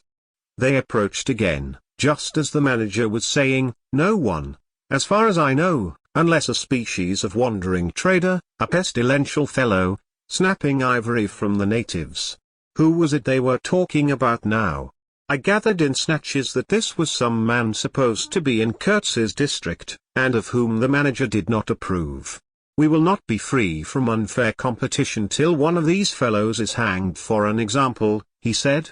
Certainly, grunted the other, get him hanged. Why not? Anything can be done in this country. That's what I say. Nobody here, you understand, here, can endanger your position. And why? You stand the climate. You outlast them all. The danger is in Europe, but there before I left I took care to. They moved off and whispered, then their voices rose again. Their extraordinary series of delays is not my fault. I did my best. The fat man sighed. Very sad. And the pestiferous absurdity of his talk, continued the other. He bothered me enough when he was here. Each station should be like a beacon on the road towards better things. A center for trade of course, but also for humanizing, improving, instructing. Conceive you, that ass. And he wants to be manager. No, it's... Here he got choked by excessive indignation, and I lifted my head the least bit. I was surprised to see how near they were, right under me. I could have spat upon their hats. They were looking on the ground, absorbed in thought. The manager was switching his leg with a slender twig. His sagacious relative lifted his head. You have been well since you came out this time? He asked. The other gave a start. Who? I? Oh. Like a charm, like a charm. But the rest, oh, my goodness. All sick. They die so quick, too, that I haven't the time to send them out of the country. It's incredible. HMM. Just so, grunted the uncle. Ah.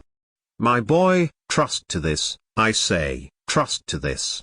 I saw him extend his short flipper of an arm for a gesture that took in the forest, the creek, the mud, the river, seemed to beckon with a dishonoring flourish before the sunlit face of the land, a treacherous appeal to the lurking death, to the hidden evil, to the profound darkness of its heart. It was so startling that I leapt to my feet and looked back at the edge of the forest, as though I had expected an answer of some sort to that black display of confidence. You know the foolish notions that come to one sometimes. The high stillness confronted these two figures with its ominous patience, waiting for the passing away of a fantastic invasion. They swore aloud together, out of sheer fright, I believe, then pretending not to know anything of my existence, turned back to the station. The sun was low, and leaning forward side by side, they seemed to be tugging painfully uphill their two ridiculous shadows of unequal length, that trailed behind them slowly over the tall grass without bending a single blade. In a few days the El Dorado expedition went into the patient wilderness, that closed upon it as the sea closes over a diver. Long afterwards the news came that all the donkeys were dead. I know nothing as to the fate of the less valuable animals. They, no doubt, like the rest of us, found what they deserved. I did not inquire. I was then rather excited at the prospect of meeting Kurtz very soon.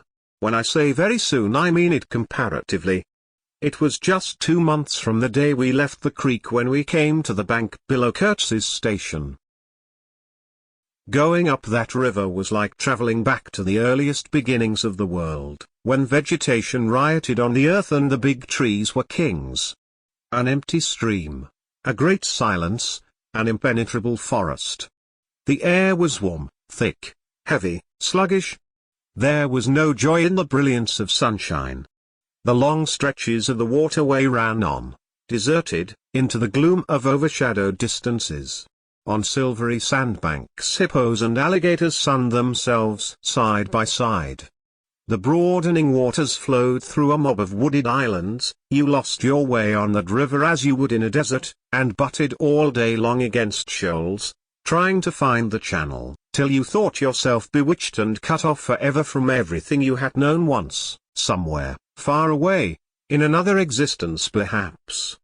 There were moments when one's past came back to one, as it will sometimes when you have not a moment to spare for yourself, but it came in the shape of an unrestful and noisy dream, remembered with wonder amongst the overwhelming realities of this strange world of plants, and water, and silence. and this stillness of life did not in the least resemble a peace. It was the stillness of an implacable force brooding over an inscrutable intention. It looked at you with a vengeful aspect. I got used to it afterwards. I did not see it anymore. I had no time. I had to keep guessing at the channel. I had to discern, mostly by inspiration, the signs of hidden banks. I watched for sunken stones. I was learning to clap my teeth smartly before my heart flew out, when I shaved by a fluke some infernal sly old snag that would have ripped the life out of the tin pot steamboat and drowned all the pilgrims. I had to keep a lookout for the signs of deadwood we could cut up in the night for next day's steaming. When you have to attend to things of that sort, to the mere incidents of the surface, the reality, I tell you, fades. The inner truth is hidden, luckily. But I felt it all the same. I felt often its mysterious stillness watching me at my monkey tricks, just as it watches you fellows performing on your respective tight ropes for, what is it? Half a crown a tumble. Try to be civil, Marlow, growled a voice, and I knew there was at least one listener awake besides myself. I beg your pardon. I forgot the heartache which makes up the rest of the price. And indeed, what does the price matter, if the trick be well done? You do your tricks very well. And I didn't do badly either, since I managed not to sink that steamboat on my first trip. It's a wonder to me yet. Imagine a blindfolded man set to drive a van over a bad road. I sweated and shivered over that business considerably, I can tell you. After all, for a seaman, to scrape the bottom of the thing that's supposed to float all the time under his care is the unpardonable sin. No one may know of it, but you never forget the thump, eh? A blow on the very heart. You remember it. You dream of it. You wake up at night and think of it, years after, and go hot and cold all over. I don't pretend to say that steamboat floated all the time. More than once she had to wade for a bit, with 20 cannibals splashing around and pushing. We had enlisted some of these chaps on the way for a crew. Fine fellows, cannibals, in their place. They were men one could work with, and I am grateful to them. And, after all, they did not eat each other before my face. They had brought along a provision of hippo meat which went rotten, and made the mystery of the wilderness stink in my nostrils. Phoo! I can sniff it now. I had the manager on board and 3 or 4 pilgrims with their staves, all complete. Sometimes we came upon a station close by the bank, clinging to the skirts of the unknown, and the white men rushing out of a tumble-down hovel, with great gestures of joy and surprise and welcome, seemed very strange, had the appearance of being held there captive by a spell. The word ivory would ring in the air for a while, and on we went again into the silence, along empty reaches, round the still bends, between the high walls of our winding way, reverberating in hollow claps the ponderous beat of the stern wheel. Trees, millions of trees, massive, immense, running up high, and at their foot, hugging the bank against the stream, crept the little begrimed steamboat, like a sluggish beetle crawling on the floor of a lofty portico. It made you feel very small, very lost, and yet it was not altogether depressing, that feeling. After all, if you were small, the grimy beetle crawled on, which was just what you wanted it to do. Where the pilgrims imagined it crawled to I don't know. To some place where they expected to get something, I bet. For me it crawled towards Kurtz, exclusively, but when the steam pipes started leaking we crawled very slow. The reaches opened before us and closed behind, as if the forest had stepped leisurely across the water to bar the way for our return. We penetrated deeper and deeper into the heart of darkness. It was very quiet there. At night sometimes the roll of drums behind the curtain of trees would run up the river and remain sustained faintly, as if hovering in the air high over our heads, till the first break of day. Whether it meant war, peace, or prayer we could not tell. The dawns were heralded by the descent of a chill stillness. The woodcutters slept, their fires burned low, the snapping of a twig would make you start. We were wanderers on a prehistoric earth. on an earth that wore the aspect of an unknown planet. We could have fancied ourselves the first of men taking possession of an accursed inheritance, to be subdued at the cost of profound anguish and of excessive toil. But suddenly, as we struggled round a bend, there would be a glimpse of rush walls, of peaked grass roofs, a burst of yells, a whirl of black limbs, a mass of hands clapping, of feet stamping, of bodies swaying, of eyes rolling, under the droop of heavy and motionless foliage. The steamer toiled along slowly on the edge of a black and incomprehensible frenzy.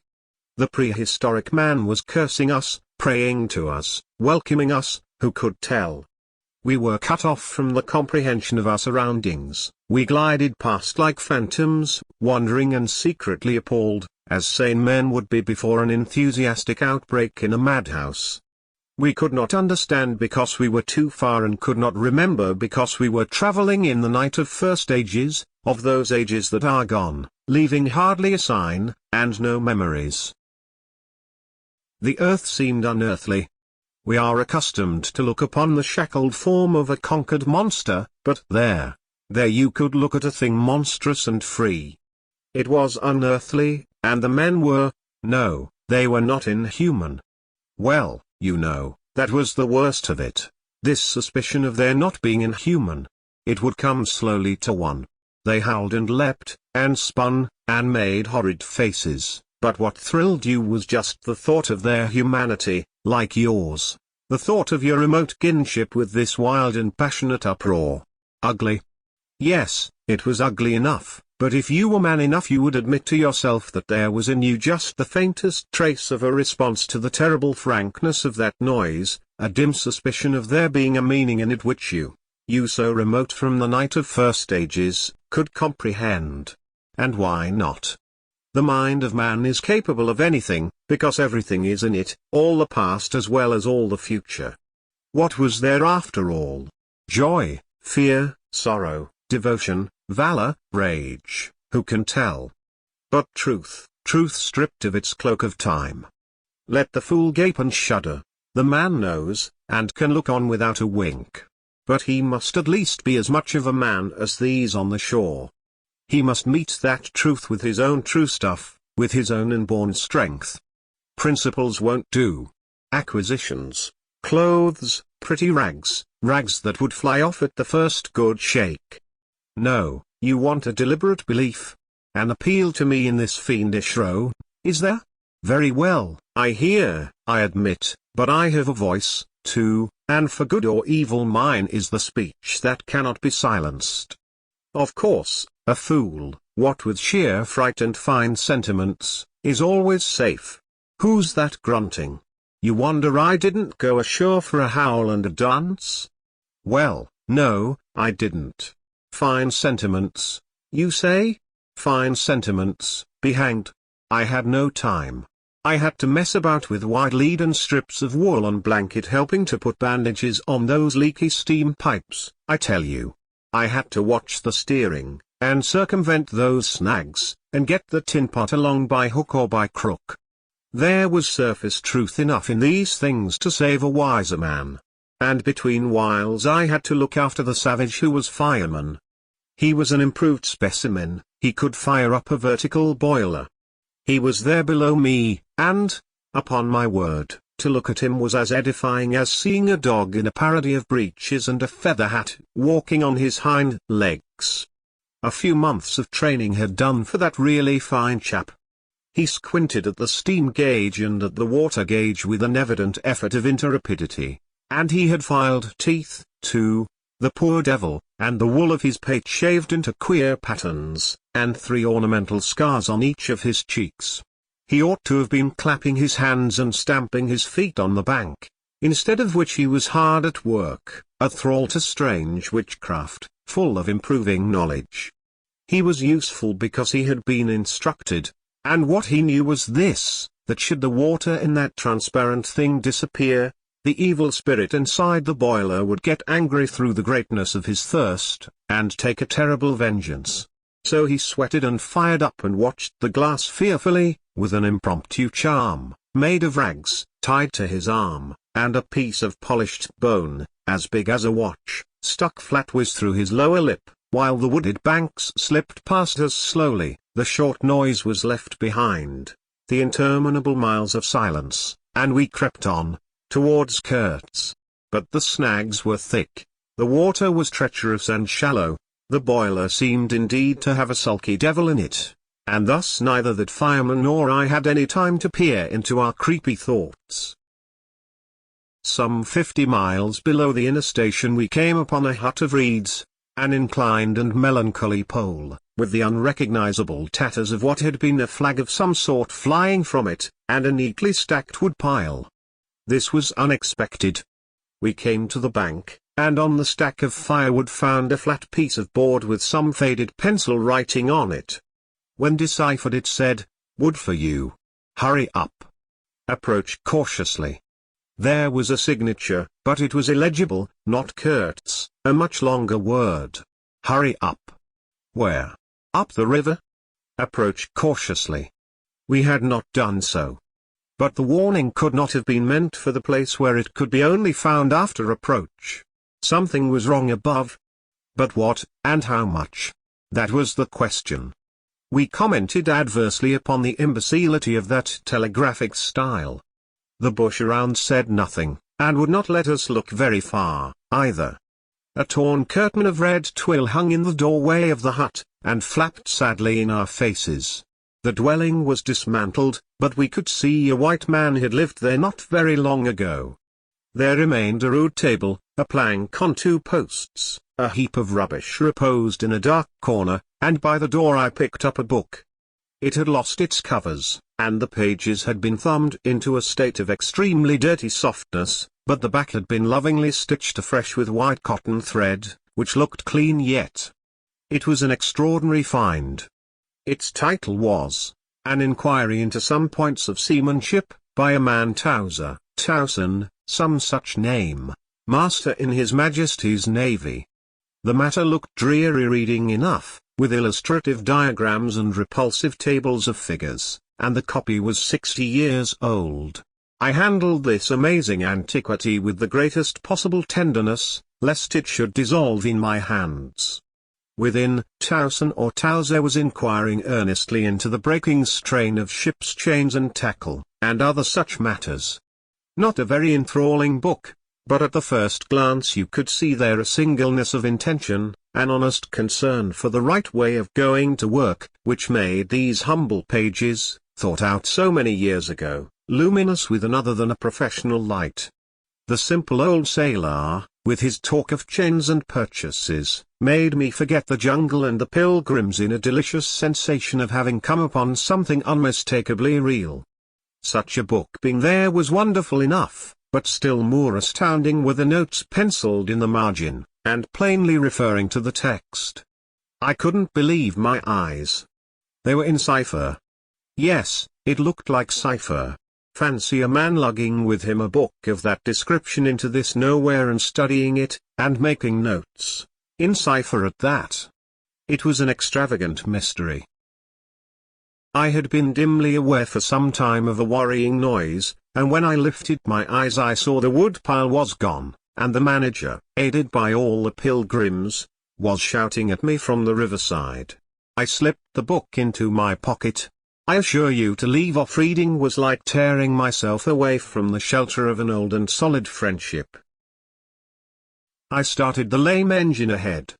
"It must be this miserable trader, this intruder," exclaimed the manager, looking back malevolently at the place we had left. "He must be English," I said. "It will not save him from getting into trouble if he is not careful," muttered the manager darkly. I observed with assumed innocence that no man was safe from trouble in this world. The current was more rapid now, the steamer seemed at her last gasp, the stern wheel flopped languidly, and I caught myself listening on tiptoe for the next beat of the boat, for in sober truth I expected the wretched thing to give up every moment. It was like watching the last flickers of a life. But still we crawled. Sometimes I would pick out a tree a little way ahead to measure our progress towards Kurtz by, but I lost it invariably before we got abreast. To keep the eyes so long on one thing was too much for human patience. The manager displayed a beautiful resignation. I fretted and fumed and took to arguing with myself whether or no I would talk openly with Kurtz. But before I could come to any conclusion it occurred to me that my speech or my silence, indeed any action of mine, would be a mere futility. What did it matter what anyone knew or ignored? What did it matter who was manager? One gets sometimes such a flash of insight. The essentials of this affair lay deep under the surface, beyond my reach, and beyond my power of meddling. Towards the evening of the second day we judged ourselves about 8 miles from Kurtz's station.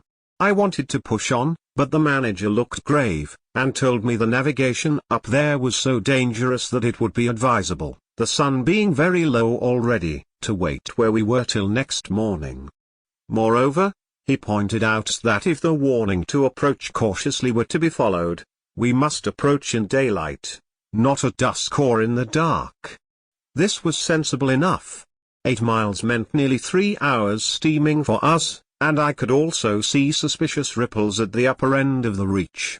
Nevertheless, I was annoyed beyond expression at the delay, and most unreasonably, too, since one night more could not matter much after so many months. As we had plenty of wood, and caution was the word, I brought up in the middle of the stream. The reach was narrow, straight, with high sides like a railway cutting. The dusk came gliding into it long before the sun had set.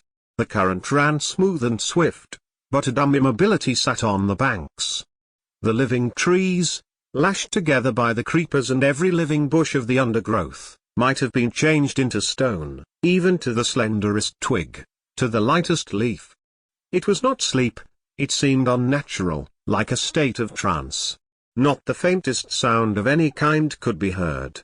You looked on amazed, and began to suspect yourself of being deaf. Then the night came suddenly, and struck you blind as well. About 3 in the morning some large fish leapt, and the loud splash made me jump as though a gun had been fired.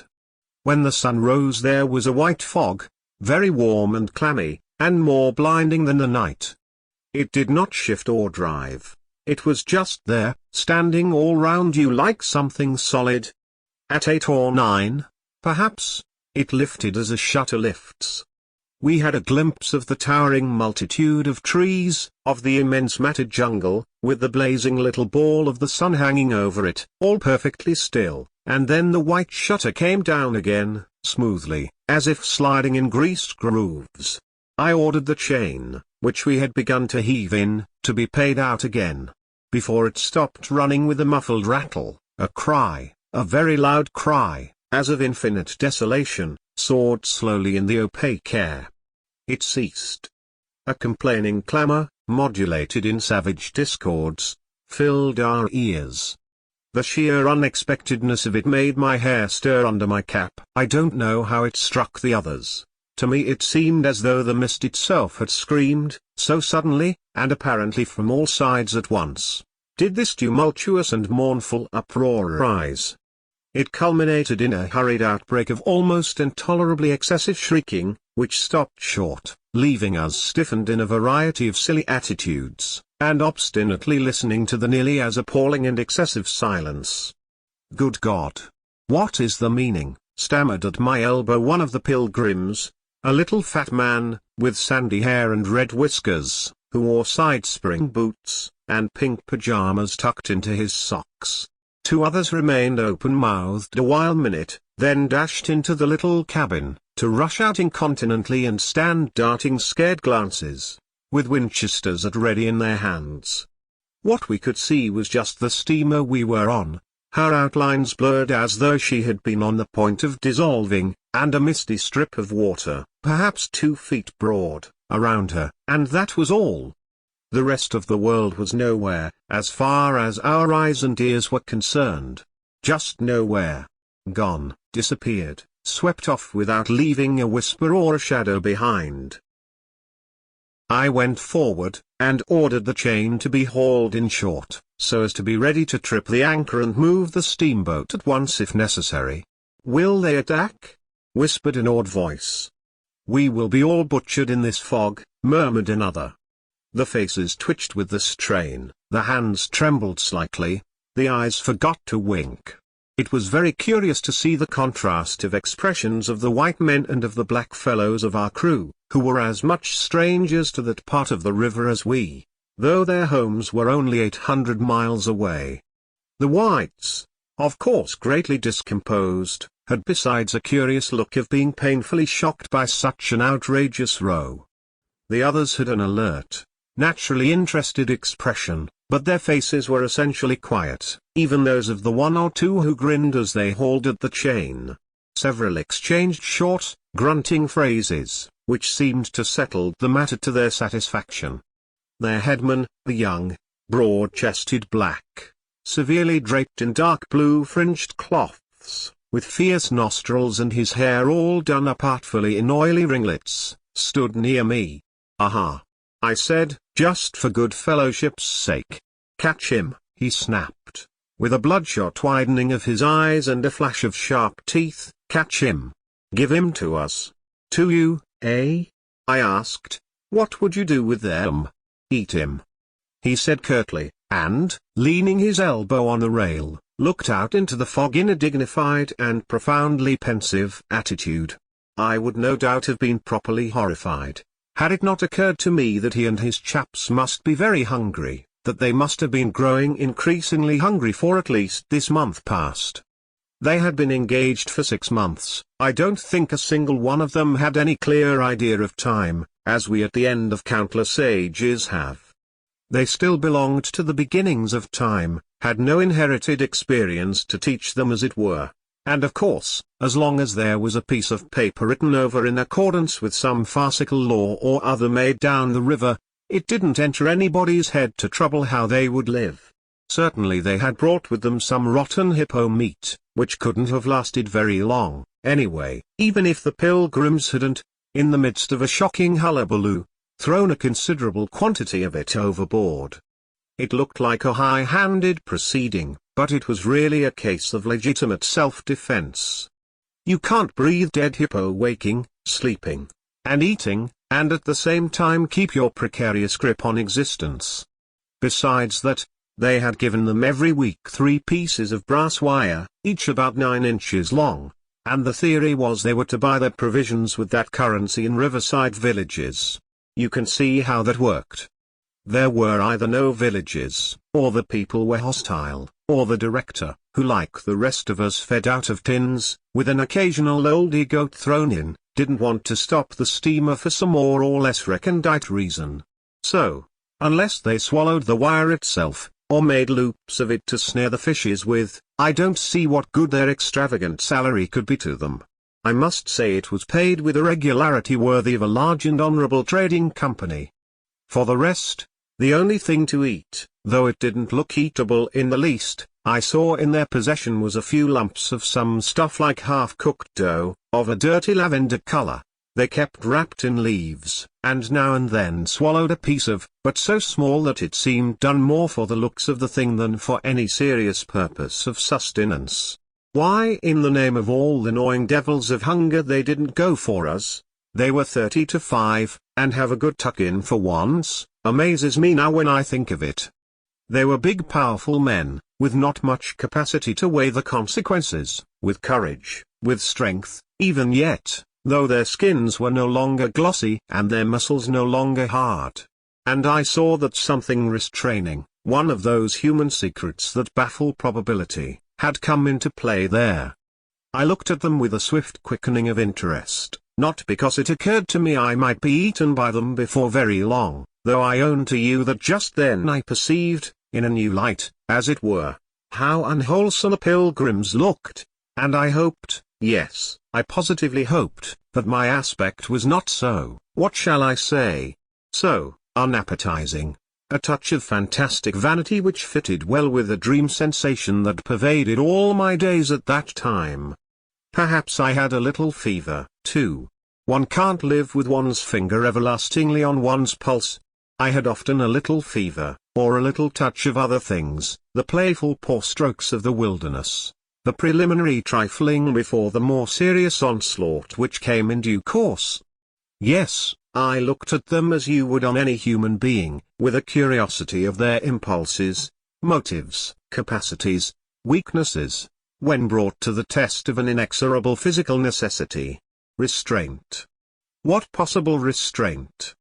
Was it superstition, disgust, patience, fear, or some kind of primitive honor? No fear can stand up to hunger. No patience can wear it out. Disgust simply does not exist where hunger is, and as to superstition, beliefs, and what you may call principles, they are less than chaff in a breeze. Don't you know the devilry of lingering starvation, its exasperating torment, its black thoughts, its somber and brooding ferocity? Well, I do. It takes a man all his inborn strength to fight hunger properly. It's really easier to face bereavement, dishonor, and the perdition of one's soul, than this kind of prolonged hunger. Sad, but true. And these chaps, too, had no earthly reason for any kind of scruple. Restraint. I would just as soon have expected restraint from a hyena prowling amongst the corpses of a battlefield. But there was the fact facing me, the fact dazzling, to be seen, like the foam on the depths of the sea, like a ripple on an unfathomable enigma, a mystery greater, when I thought of it, than the curious, inexplicable note of desperate grief in this savage clamor that had swept by us on the riverbank, behind the blind whiteness of the fog. Two pilgrims were quarreling in hurried whispers as to which bank. Left. No, no. How can you? Right, of course. It is very serious, said the manager's voice behind me. I would be desolated if anything should happen to Mr. Kurtz before we came up. I looked at him, and had not the slightest doubt he was sincere. He was just the kind of man who would wish to preserve appearances. That was his restraint. But when he muttered something about going on at once, I did not even take the trouble to answer him. I knew, and he knew, that it was impossible. Were we to let go our hold of the bottom, we would be absolutely in the air, in space. We wouldn't be able to tell where we were going to, whether up or downstream, or across, till we fetched against one bank or the other, and then we wouldn't know at first which it was. Of course I made no move. I had no mind for a smash-up. You couldn't imagine a more deadly place for a shipwreck. Whether we drowned at once or not, we were sure to perish speedily in one way or another. I authorize you to take all the risks, he said, after a short silence. I refuse to take any, I said shortly, which was just the answer he expected, though its tone might have surprised him. Well, I must defer to your judgment. You are captain, he said with marked civility. I turned my shoulder to him in sign of my appreciation, and looked into the fog. How long would it last? It was the most hopeless lookout. The approach to this Kurtz grubbing for ivory in the wretched bush was beset by as many dangers as though he had been an enchanted princess sleeping in a fabulous castle. Will they attack, do you think? Asked the manager, in a confidential tone. I did not think they would attack, for several obvious reasons. The thick fog was one. If they left the bank in their canoes they would get lost in it, as we would be if we attempted to move. Still, I had also judged the jungle of both banks quite impenetrable, and yet eyes were in it, eyes that had seen us. The riverside bushes were certainly very thick, but the undergrowth behind was evidently penetrable. However, during the short lift I had seen no canoes anywhere in the reach, certainly not abreast of the steamer. But what made the idea of attack inconceivable to me was the nature of the noise, of the cries we had heard. They had not the fierce character boding immediate hostile intention. Unexpected, wild, and violent as they had been, they had given me an irresistible impression of sorrow. The glimpse of the steamboat had for some reason filled those savages with unrestrained grief. The danger, if any, I expounded, was from our proximity to a great human passion let loose. Even extreme grief may ultimately vent itself in violence, but more generally takes the form of apathy. You should have seen the pilgrims stare. They had no heart to grin, or even to revile me, but I believe they thought me gone mad, with fright, maybe. I delivered a regular lecture, My dear boys, it was no good bothering. Keep a lookout. Well, you may guess I watched the fog for the signs of lifting as a cat watches a mouse, but for anything else our eyes were of no more use to us than if we had been buried miles deep in a heap of cotton wool. It felt like it, too, choking, warm, stifling. Besides, all I said, though it sounded extravagant, was absolutely true to fact. What we afterwards alluded to as an attack was really an attempt at repulse. The action was very far from being aggressive. It was not even defensive, in the usual sense. It was undertaken under the stress of desperation, and in its essence was purely protective. It developed itself, I should say, 2 hours after the fog lifted, and its commencement was at a spot, roughly speaking, about 1.5 miles below Kurtz's station. We had just floundered and flopped round a bend, when I saw an islet, a mere grassy hummock of bright green, in the middle of the stream. It was the only thing of the kind, but as we opened the reach more, I perceived it was the head of a long sandbank, or rather of a chain of shallow patches stretching down the middle of the river. They were discoloured, just awash, and the whole lot was seen just under the water, exactly as a man's backbone is seen running down the middle of his back under the skin. Now, as far as I did see, I could go to the right or to the left of this. I didn't know either channel, of course.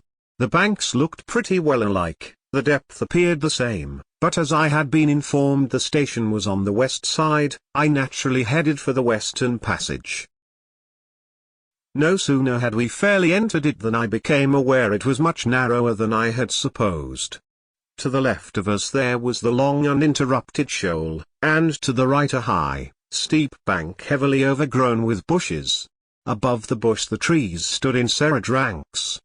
The twigs overhung the current thickly, and from distance to distance a large limb of some tree projected rigidly over the stream.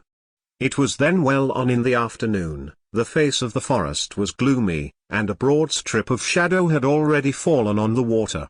In this shadow we steamed up, very slowly, as you may imagine. I sheered her well inshore, the water being deepest near the bank, as the sounding pole informed me. One of my hungry and forbearing friends was sounding in the bows just below me. This steamboat was exactly like a decked scow. On the deck, there were 2 little teakwood houses, with doors and windows. The boiler was in the fore end, and the machinery right astern. Over the whole there was a light roof, supported on stanchions. The funnel projected through that roof, and in front of the funnel a small cabin built of light planks served for a pilot house. It contained a couch, 2 camped stools, a loaded Martini Henry leaning in one corner, a tiny table, and the steering wheel. It had a wide door in front and a broad shutter at each side. All these were always thrown open, of course. I spent my days perched up there on the extreme fore end of that roof, before the door. At night I slept, or tried to, on the couch. An athletic black belonging to some coast tribe and educated by my poor predecessor, was the helmsman. He sported a pair of brass earrings, wore a blue cloth wrapper from the waist to the ankles, and thought all the world of himself. He was the most unstable kind of fool I had ever seen. He steered with no end of a swagger while you were by, but if he lost sight of you, he became instantly the prey of an abject funk, and would let that cripple of a steamboat get the upper hand of him in a minute.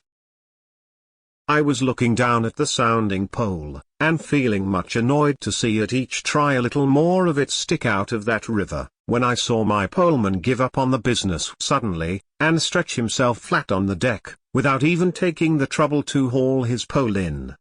He kept hold on it though, and it trailed in the water. At the same time the fireman, whom I could also see below me, sat down abruptly before his furnace and ducked his head. I was amazed. Then I had to look at the river mighty quick, because there was a snag in the fairway. Sticks, little sticks, were flying about, thick. They were whizzing before my nose, dropping below me, striking behind me against my pilot house. All this time the river, the shore, the woods, were very quiet, perfectly quiet. I could only hear the heavy splashing thump of the stern wheel and the patter of these things. We cleared the snag clumsily. Arrows, by Jove! We were being shot at. I stepped in quickly to close the shutter on the lander side. That fool helmsman, his hands on the spokes, was lifting his knees high, stamping his feet, champing his mouth, like a reined-in horse. Confound him. And we were staggering within 10 feet of the bank.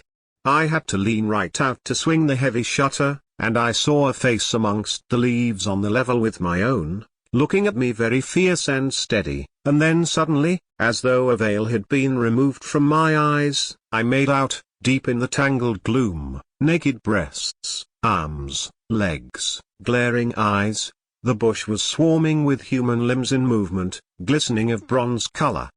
The twigs shook, swayed, and rustled, the arrows flew out of them, and then the shutter came to. "Steer her straight," I said to the helmsman.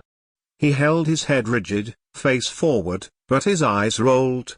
He kept on lifting and setting down his feet gently. His mouth foamed a little. "Keep quiet," I said in a fury. I might just as well have ordered a tree not to sway in the wind. I darted out. Below me there was a great scuffle of feet on the iron deck, confused exclamations. A voice screamed, "Can you turn back?" I caught sight of a V-shaped triple on the water ahead. What? Another snag. A fusillade burst out under my feet. The pilgrims had opened with their Winchesters, and were simply squirting lead into that bush. A deuce of a lot of smoke came up and drove slowly forward. I swore at it. Now I couldn't see the ripple or the snag either. I stood in the doorway, peering, and the arrows came in swarms. They might have been poisoned, but they looked as though they wouldn't kill a cat. The bush began to howl. Our woodcutters raised a warlike whoop. The report of a rifle just at my back deafened me. I glanced over my shoulder, and the pilot house was yet full of noise and smoke when I made a dash at the wheel. The fool nigger had dropped everything to throw the shutter open and let off that Martini Henry. He stood before the wide opening, glaring, and I yelled at him to come back, while I straightened the sudden twist out of that steamboat. There was no room to turn even if I had wanted to. The snag was somewhere very near ahead in that confounded smoke. There was no time to lose, so I just crowded her into the bank, right into the bank, where I knew the water was deep. We tore slowly along the overhanging bushes in a whirl of broken twigs and flying leaves. The fusillade below stopped short, as I had foreseen it would when the squirts got empty. I threw my head back to a glinting whiz that traversed the pilot house, in at one shot-to hole and out at the other. Looking past that mad helmsman, who was shaking the empty rifle and yelling at the shore, I saw vague forms of men running bent double, leaping, gliding, distinct, incomplete, evanescent. Something big appeared in the air before the shutter, the rifle went overboard, and the man stepped back swiftly, looked at me over his shoulder in an extraordinary, profound, familiar manner, and fell upon my feet. The side of his head hit the wheel twice, and the end of what appeared a long cane clattered round and knocked over a little camped stool. It looked as though after wrenching that thing from somebody ashore he had lost his balance in the effort. The thin smoke had blown away, we were clear of the snag, and looking ahead I could see that in another 100 yards or so I would be free to sheer off, away from the bank, but my feet felt so very warm and wet that I had to look down. The man had rolled on his back and stared straight up at me, both his hands clutched that cane. It was the shaft of a spear that, either thrown or lunged through the opening, had caught him in the side, just below the ribs. The blade had gone in out of sight, after making a frightful gash. My shoes were full. A pool of blood lay very still, gleaming dark red under the wheel. His eyes shone with an amazing luster. The fusillade burst out again. He looked at me anxiously, gripping the spear like something precious, with an air of being afraid I would try to take it away from him. I had to make an effort to free my eyes from his gaze and attend to the steering. With one hand I felt above my head for the line of the steam whistle, and jerked out screech after screech hurriedly. The tumult of angry and warlike yells was checked instantly, and then from the depths of the woods went out such a tremulous and prolonged wail of mournful fear and utter despair as may be imagined to follow the flight of the last hope from the earth. There was a great commotion in the bush, the shower of arrows stopped, a few dropping shots rang out sharply, then silence, in which the languid beat of the stern wheel came plainly to my ears. I put the helm hard a starboard at the moment when the pilgrim in pink pyjamas, very hot and agitated, appeared in the doorway. "The manager sends me," he began in an official tone, and stopped short. "Good God!" he said, glaring at the wounded man. We two whites stood over him, and his lustrous and inquiring glance enveloped us both. I declare it looked as though he would presently put to us some questions in an understandable language, but he died without uttering a sound, without moving a limb, without twitching a muscle. Only in the very last moment, as though in response to some sign we could not see, to some whisper we could not hear, he frowned heavily, and that frown gave to his black death mask an inconceivably somber, brooding, and menacing expression. The luster of inquiring glance faded swiftly into vacant glassiness. "Can you steer?" I asked the agent eagerly. He looked very dubious, but I made a grab at his arm, and he understood at once I meant him to steer whether or no. To tell you the truth, I was morbidly anxious to change my shoes and socks. "He is dead," murmured the fellow, immensely impressed. "No doubt about it," said I, tugging like mad at the shoelaces. "And by the way, I suppose Mr. Kurtz is dead as well by this time."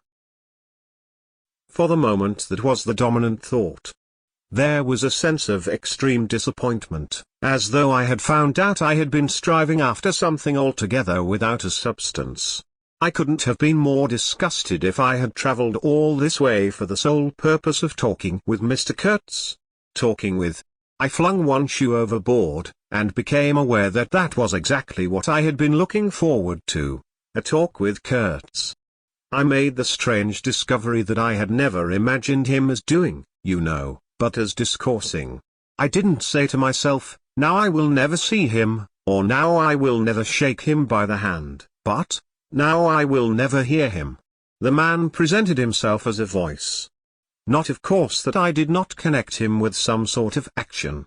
Hadn't I been told in all the tones of jealousy and admiration that he had collected, bartered, swindled, or stolen more ivory than all the other agents together? That was not the point. The point was in his being a gifted creature, and that of all his gifts the one that stood out preeminently, that carried with it a sense of real presence, was his ability to talk, his words, the gift of expression, the bewildering, the illuminating, the most exalted and the most contemptible, the pulsating stream of light, or the deceitful flow from the heart of an impenetrable darkness. The other shoe went flying unto the devil god of that river. I thought, by Jove! It's all over. We are too late, he has vanished, the gift has vanished, by means of some spear, arrow, or club.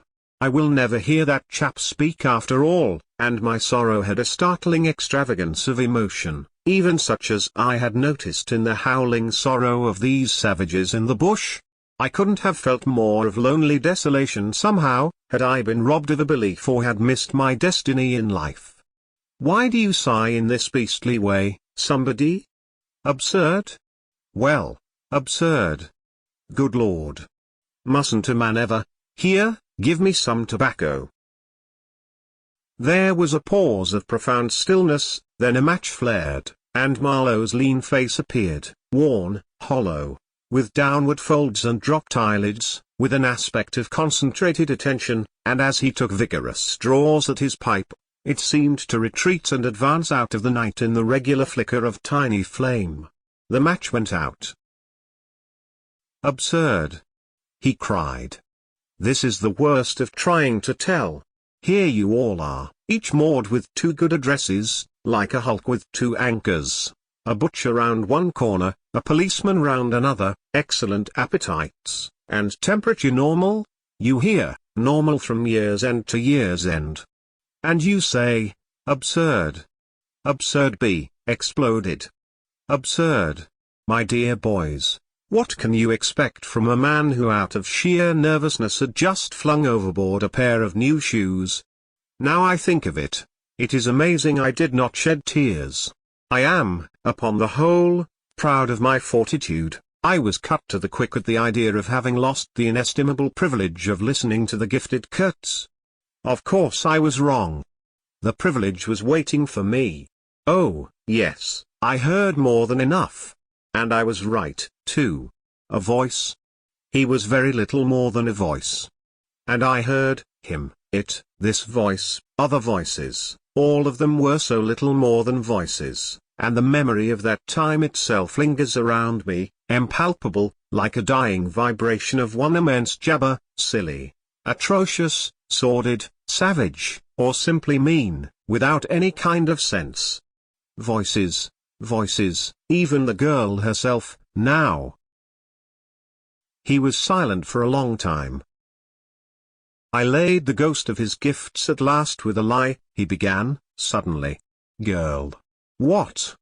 Did I mention a girl? Oh, she is out of it, completely. They, the women, I mean, are out of it, should be out of it. We must help them to stay in that beautiful world of their own, lest ours gets worse. Oh, she had to be out of it. You should have heard the disinterred body of Mr. Kurtz saying, my intended. You would have perceived directly then how completely she was out of it. And the lofty frontal bone of Mr. Kurtz.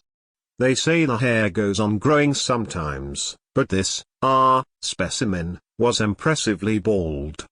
The wilderness had patted him on the head, and, behold, it was like a ball, an ivory ball. It had caressed him, and, lo!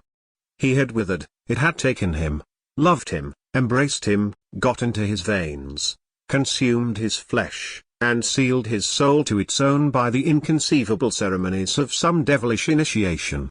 He was its spoiled and pampered favorite. Ivory? I should think so. Heaps of it, stacks of it. The old mud shanty was bursting with it. You would think there was not a single tusk left either above or below the ground in the whole country.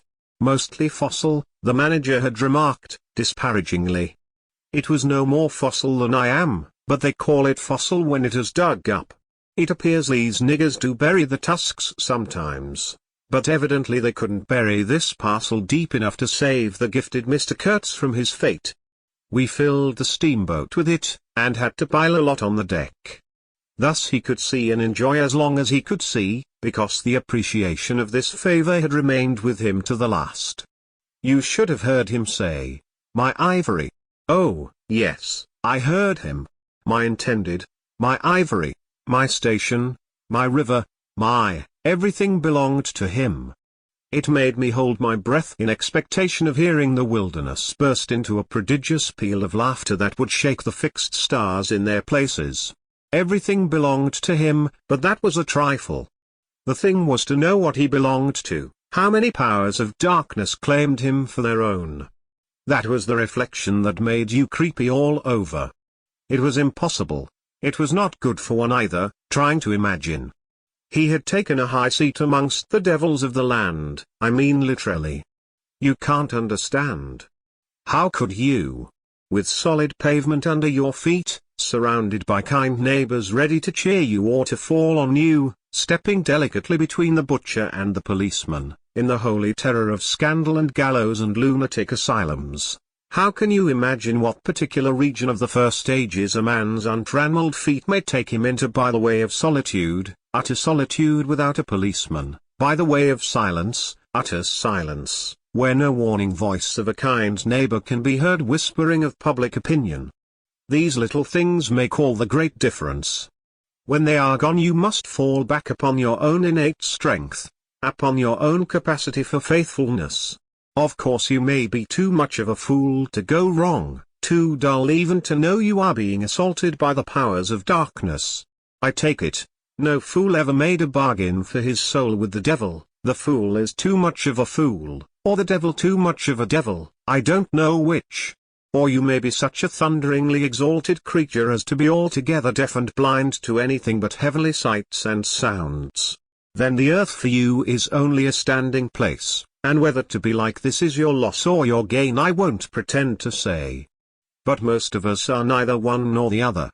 The earth for us is a place to live in, where we must put up with sights, with sounds, with smells, too, by Jove. Breathe dead hippo, so to speak, and not be contaminated. And there, don't you see? Your strength comes in, the faith in your ability for the digging of unostentatious holes to bury the stuff in, your power of devotion, not to yourself, but to an obscure, back-breaking business. And that's difficult enough. Mind, I am not trying to excuse or even explain, I am trying to account to myself for Mr. Kurtz, for the shade of Mr. Kurtz. This initiated wraith from the back of nowhere honored me with its amazing confidence before it vanished altogether. This was because it could speak English to me. The original Kurtz had been educated partly in England, and, as he was good enough to say himself, his sympathies were in the right place. His mother was half English, his father was half French. All Europe contributed to the making of Kurtz, and by I learned that, most appropriately, the International Society for the Suppression of Savage Customs had entrusted him with the making of a report, for its future guidance. And he had written it, too. I've seen it. I've read it. It was eloquent, vibrating with eloquence, but too high-strung, I think. 17 pages of close writing he had found time for. But this must have been before his, let us say, nerves went wrong, and caused him to preside at certain midnight dances ending with unspeakable rites, which, as far as I reluctantly gathered from what I heard at various times, were offered up to him. Do you understand? To Mr. Kurtz himself. But it was a beautiful piece of writing. The opening paragraph, however, in the light of later information, strikes me now as ominous. He began with the argument that we whites, from the point of development we had arrived at, must necessarily appear to them, savages, in the nature of supernatural beings. We approach them with the might of a deity, and so on, and so on. By the simple exercise of our will we can exert a power for good practically unbounded, etc., etc. From that point he soared and took me with him. The peroration was magnificent, though difficult to remember, you know. It gave me the notion of an exotic immensity ruled by an august benevolence. It made me tingle with enthusiasm. This was the unbounded power of eloquence, of words, of burning noble words. There were no practical hints to interrupt the magic current of phrases, unless a kind of note at the foot of the last page, scrawled evidently much later, in an unsteady hand, may be regarded as the exposition of a method. It was very simple, and at the end of that moving appeal to every altruistic sentiment it blazed at you, luminous and terrifying, like a flash of lightning in a serene sky, exterminate all the brutes. The curious part was that he had apparently forgotten all about that valuable postscriptum, because, later on, when he in a sense came to himself, he repeatedly entreated me to take good care of my pamphlet. He called it, as it was sure to have in the future a good influence upon his career. I had full information about all these things, and, besides, as it turned out, I was to have the care of his memory. I've done enough for it to give me the indisputable right to lay it, if I choose, for an everlasting rest in the dustbin of progress, amongst all the sweepings and, figuratively speaking, all the dead cats of civilization. But then, you see, I can't choose. He won't be forgotten. Whatever he was not common. He had the power to charm or frighten rudimentary souls into an aggravated witch dance in his honor. He could also fill the small souls of the pilgrims with bitter misgivings. He had one devoted friend at least, and he had conquered one soul in the world that was neither rudimentary nor tainted with self-seeking. No, I can't forget him, though I am not prepared to affirm the fellow was exactly worth the life we lost in getting to him. I missed my late helmsman awfully. I missed him even while his body was still lying in the pilot-house. Perhaps you will think it passing strange, this regret for a savage who was no more account than a grain of sand in a black Sahara. Well, don't you see, he had done something. He had steered. For months I had him at my back, a help, an instrument. It was a kind of partnership. He steered for me, I had to look after him, I worried about his deficiencies, and thus a subtle bond had been created, of which I only became aware when it was suddenly broken. And the intimate profundity of that look he gave me when he received his hurt remains to this day in my memory, like a claim of distant kinship affirmed in a supreme moment. Poor fool! If he had only left the shutter alone! He had no restraint, just like Kurtz, a tree swayed by the wind. As soon as I had put on a dry pair of slippers, I dragged him out, after first jerking the spear out of his side, which operation I confess I performed with my eyes shut tight.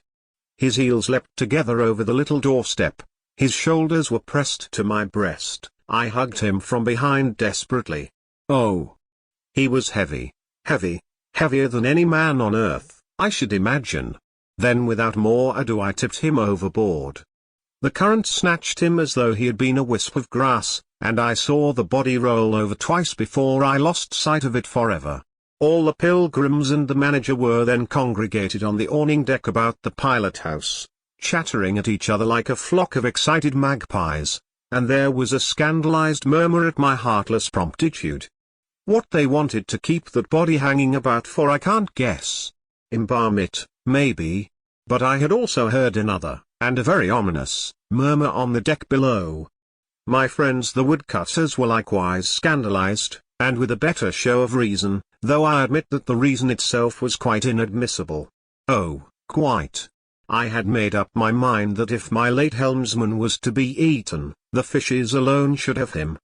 He had been a very second-rate helmsman while alive, but now he was dead he might have become a first-class temptation, and possibly cause some startling trouble.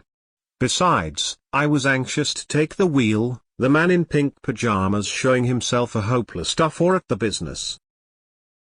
This I did directly the simple funeral was over. We were going half-speed, keeping right in the middle of the stream, and I listened to the talk about me. They had given up Kurtz. They had given up the station, Kurtz was dead, and the station had been burned, and so on, and so on. The red-haired pilgrim was beside himself with the thought that at least this poor Kurtz had been properly avenged. Say. We must have made a glorious slaughter of them in the bush? Eh? What do you think? Say? He positively danced, the bloodthirsty little gingery beggar. And he had nearly fainted when he saw the wounded man. I could not help saying, you made a glorious lot of smoke, anyhow. I had seen, from the way the tops of the bushes rustled and flew, that almost all the shots had gone too high. You can't hit anything unless you take aim and fire from the shoulder, but these chaps fired from the hip with their eyes shut. The retreat, I maintained, and I was right, was caused by the screeching of the steam whistle. Upon this they forgot Kurtz, and began to howl at me with indignant protests. The manager stood by the wheel murmuring confidentially about the necessity of getting well away down the river before dark at all events, when I saw in the distance a clearing on the riverside and the outlines of some sort of building. "What's this?" I asked. He clapped his hands in wonder. "The station," he cried. I edged in at once, still going half speed. Through my glasses I saw the slope of a hill interspersed with rare trees and perfectly free from undergrowth. A long decaying building on the summit was half buried in the high grass. The large holes in the peaked roof gaped black from afar. The jungle and the woods made a background.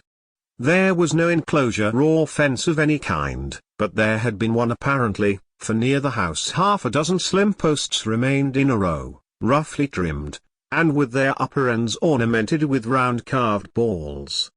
The rails, or whatever there had been between, had disappeared. Of course the forest surrounded all that.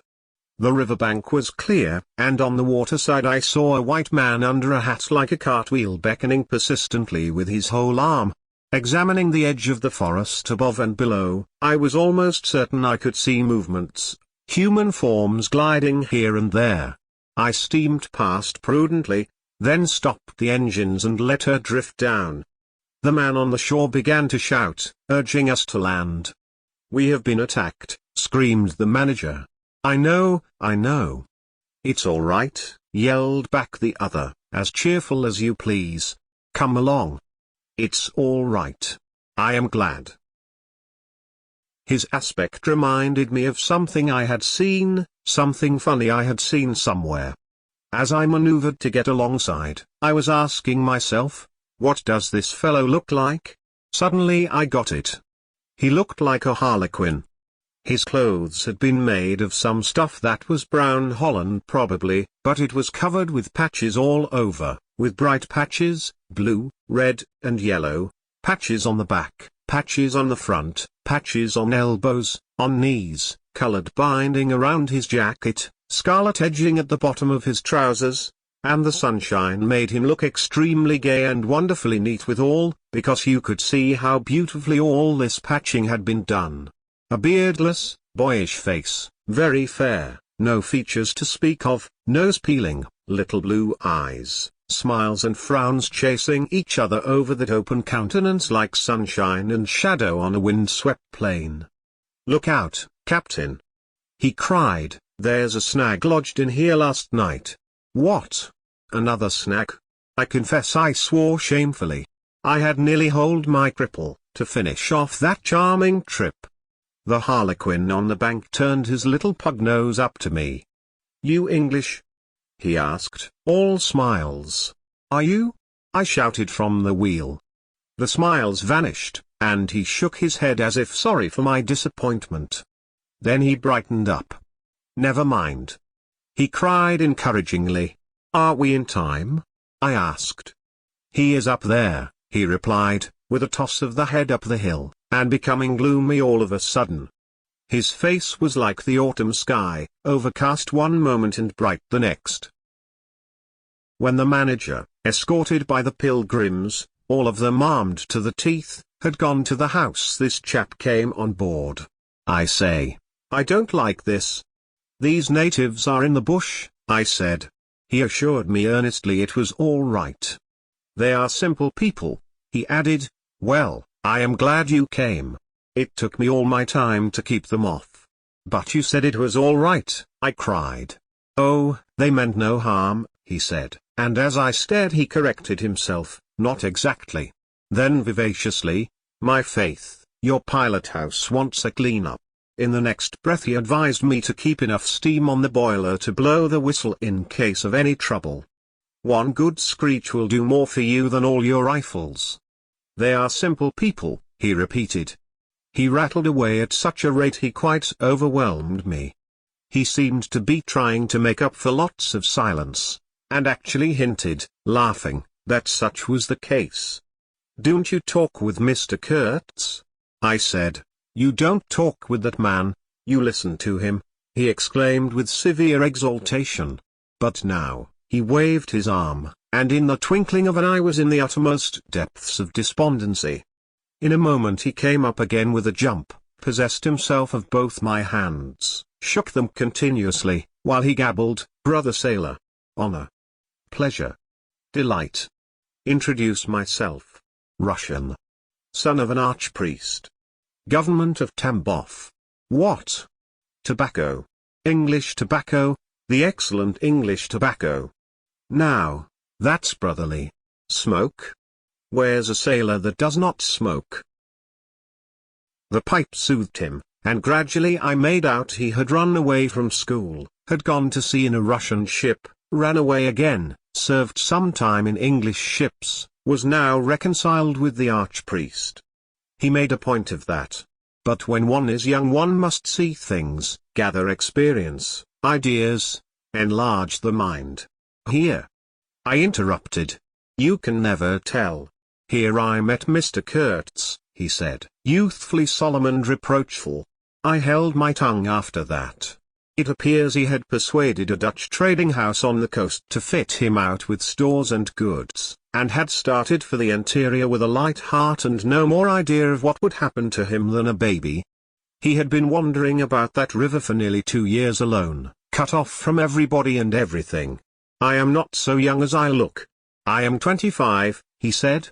At first old Van Schieten would tell me to go to the devil, he narrated with keen enjoyment, but I stuck to him, and talked, till at last he got afraid I would talk the hind leg off his favorite dog, so he gave me some cheap things and a few guns, and told me he hoped he would never see my face again. Good old Dutchman, Van Schieten. I've sent him one small lot of ivory a year ago, so that he can't call me a little thief when I get back. I hope he got it. And for the rest I don't care. I had some wood stacked for you. That was my old house. Did you see?" I gave him Towson's book. He made as though he would kiss me, but restrained himself. "The only book I had left, and I thought I had lost it," he said, looking at it ecstatically. "So many accidents happen to a man going about alone, you know. Canoes get upset sometimes, and sometimes you've got to clear out so quick when the people get angry." He thumbed the pages. "You made notes in Russian?" I asked. He nodded. "I thought they were written in cipher," I said. He laughed, then became serious. "I had lots of trouble to keep these people off," he said. "Did they want to kill you?" I asked. "Oh, no." He cried, and checked himself. "Why did they attack us?" I pursued. He hesitated, then said shamefacedly, "They don't want him to go." "Don't they?" I said curiously. He nodded, nod full of mystery and wisdom. "I tell you," he cried, "this man has enlarged my mind." He opened his arms wide, staring at me with his little blue eyes that were perfectly round. 3. I looked at him, lost in astonishment. There he was before me, in motley, as though he had absconded from a troupe of mimes, enthusiastic, fabulous. His very existence was improbable, inexplicable, and altogether bewildering. He was an insoluble problem. It was inconceivable how he had existed, how he had succeeded in getting so far, how he had managed to remain, why he did not instantly disappear. "I went a little farther," he said, "then still a little farther, till I had gone so far that I don't know how I'll ever get back. Never mind. Plenty time. I can manage. You take Kurtz away quick, quick, I tell you." The glamour of youth enveloped his party-colored rags, his destitution, his loneliness, the essential desolation of his futile wanderings. For months, for years, his life hadn't been worth a day's purchase, and there he was gallantly, thoughtlessly alive, to all appearances indestructible solely by the virtue of his few years and of his unreflecting audacity. I was seduced into something like admiration, like envy. Glamour urged him on, glamour kept him unscathed. He surely wanted nothing from the wilderness but space to breathe in and to push on through. His need was to exist, and to move onwards at the greatest possible risk, and with a maximum of privation. If the absolutely pure, uncalculating, unpractical spirit of adventure had ever ruled a human being, it ruled this bepatched youth. I almost envied him the possession of this modest and clear flame. It seemed to have consumed all thought of self so completely, that even while he was talking to you, you forgot that it was he, the man before your eyes, who had gone through these things. I did not envy him his devotion to Kurtz, though. He had not meditated over it. It came to him, and he accepted it with a sort of eager fatalism. I must say that to me it appeared about the most dangerous thing in every way he had come upon so far. They had come together unavoidably, like two ships becalmed near each other, and lay rubbing sides at last. I suppose Kurtz wanted an audience, because on a certain occasion, when encamped in the forest, they had talked all night, or more probably Kurtz had talked. "We talked of everything," he said, quite transported at the recollection. "I forgot there was such a thing as sleep. The night did not seem to last an hour. Everything. Everything. Of love, too. Ah, He talked to you of love, I said, much amused. It isn't what you think, he cried, almost passionately. It was in general. He made me see things. He threw his arms up. We were on deck at the time, and the headman of my woodcutters, lounging nearby, turned upon him his heavy and glittering eyes. I looked around, and I don't know why, but I assure you that never before, did this land, this river, this jungle, the very arch of this blazing sky, appear to me so hopeless and so dark, so impenetrable to human thought, so pitiless to human weakness. And, ever since, you have been with him, of course, I said. On the contrary. It appears their intercourse had been very much broken by various causes. He had, as he informed me proudly, managed to nurse Kurtz through 2 illnesses. He alluded to it as you would to some risky feat, but as a rule Kurtz wandered alone, far in the depths of the forest. Very often coming to this station, I had to wait days and days before he would turn up, he said. Ah, it was worth waiting for. Sometimes. What was he doing? Exploring or what? I asked. Oh, yes, of course, he had discovered lots of villages, a lake, too. He did not know exactly in what direction. It was dangerous to inquire too much, but mostly his expeditions had been for ivory. But he had no goods to trade with by that time, I objected. There's a good lot of cartridges left even yet, he answered, looking away. To speak plainly, he raided the country, I said. He nodded. Not alone, surely. He muttered something about the villages round that lake. Kurtz got the tribe to follow him, did he? I suggested. He fidgeted a little. They adored him, he said. The tone of these words was so extraordinary that I looked at him searchingly. It was curious to see his mingled eagerness and reluctance to speak of Kurtz. The man filled his life, occupied his thoughts, swayed his emotions. What can you expect? He burst out. He came to them with thunder and lightning, you know, and they had never seen anything like it, and very terrible. He could be very terrible. You can't judge Mr. Kurtz as you would an ordinary man. No.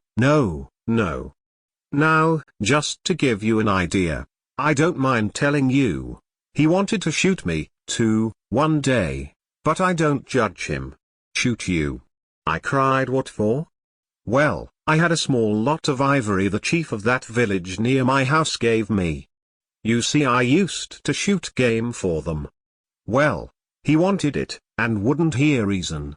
He declared he would shoot me unless I gave him the ivory, and then cleared out of the country, because he could do so, and had a fancy for it, and there was nothing on earth to prevent him killing whom he jolly well pleased. And it was true, too. I gave him the ivory. What did I care? But I didn't clear out. No. I couldn't leave him. I had to be careful, of course, till we got friendly again for a time. He had his second illness then. Afterwards I had to keep out of the way, but I didn't mind. He was living for the most part in those villages on the lake. When he came down to the river, sometimes he would take to me, and sometimes it was better for me to be careful. This man suffered too much. He hated all this, and somehow he couldn't get away. When I had a chance I begged him to try and leave while there was time. I offered to go back with him. And he would say yes, and then he would remain, go off on another ivory hunt, disappear for weeks, forget himself amongst these people, forget himself, you know. Why? He's mad, I said. He protested indignantly. Mr. Kurtz couldn't be mad. If I had heard him talk, only 2 days ago, I wouldn't dare hint at such a thing. I had taken up my binoculars while we talked, and was looking at the shore, sweeping the limit of the forest at each side and at the back of the house. The consciousness of there being people in that bush, so silent, so quiet, as silent and quiet as the ruined house on the hill, made me uneasy. There was no sign on the face of nature of this amazing tale that was not so much told as suggested to me in desolate exclamations, completed by shrugs. in interrupted phrases, in hints ending in deep sighs. The woods were unmoved, like a mask, heavy, like the closed door of a prison. They looked with their air of hidden knowledge, of patient expectation, of unapproachable silence.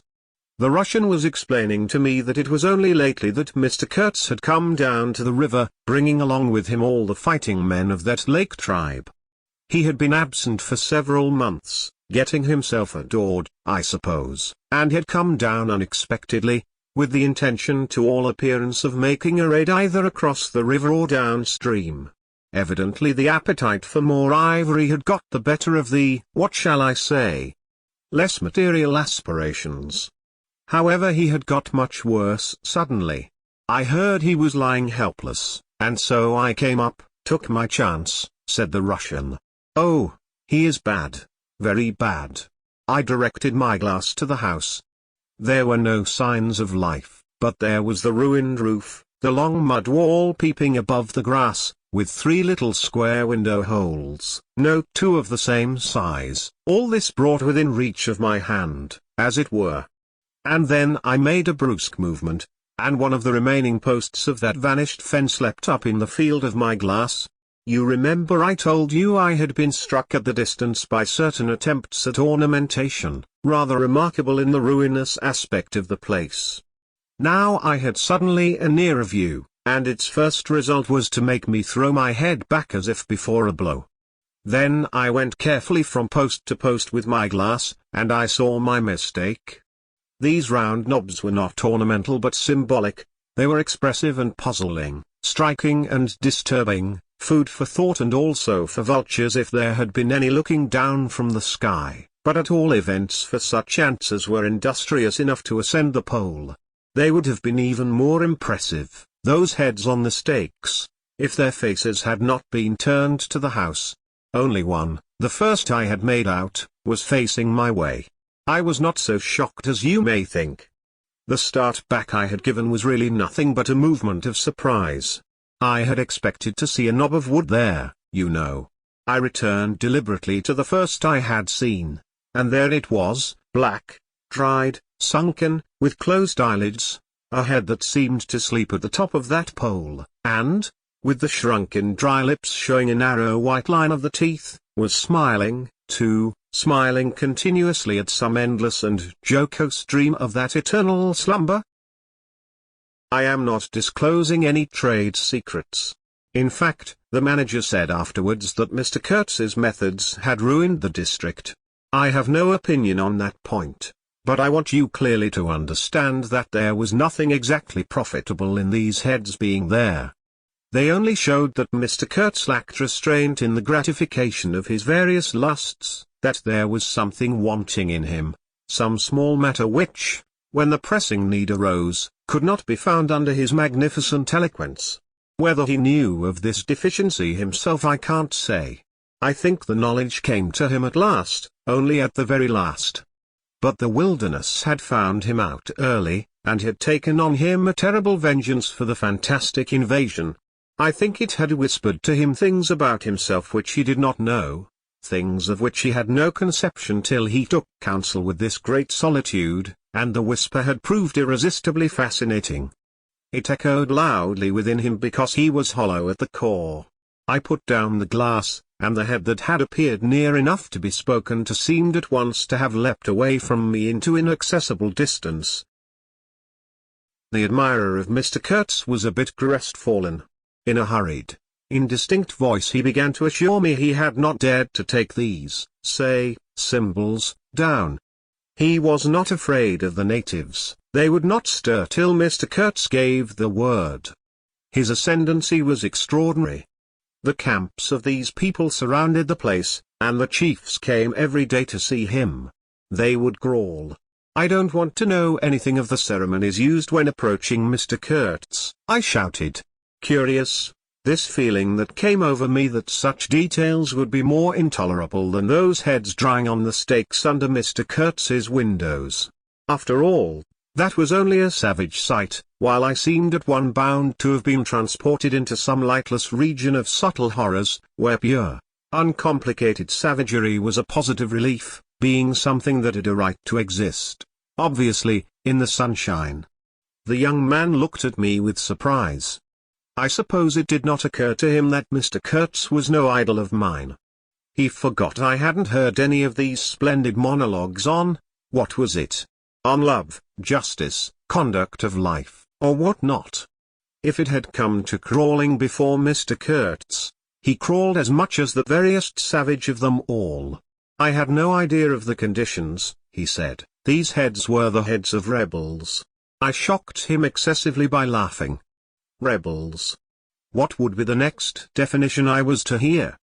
There had been enemies, criminals, workers, and these were rebels. Those rebellious heads looked very subdued to me on their sticks. You don't know how such a life tries a man like Kurtz, cried Kurtz's last disciple. Well, and you? I said. I am a simple man. I have no great thoughts. I want nothing from anybody. How can you compare me to? His feelings were too much for speech, and suddenly he broke down. I don't understand, he groaned.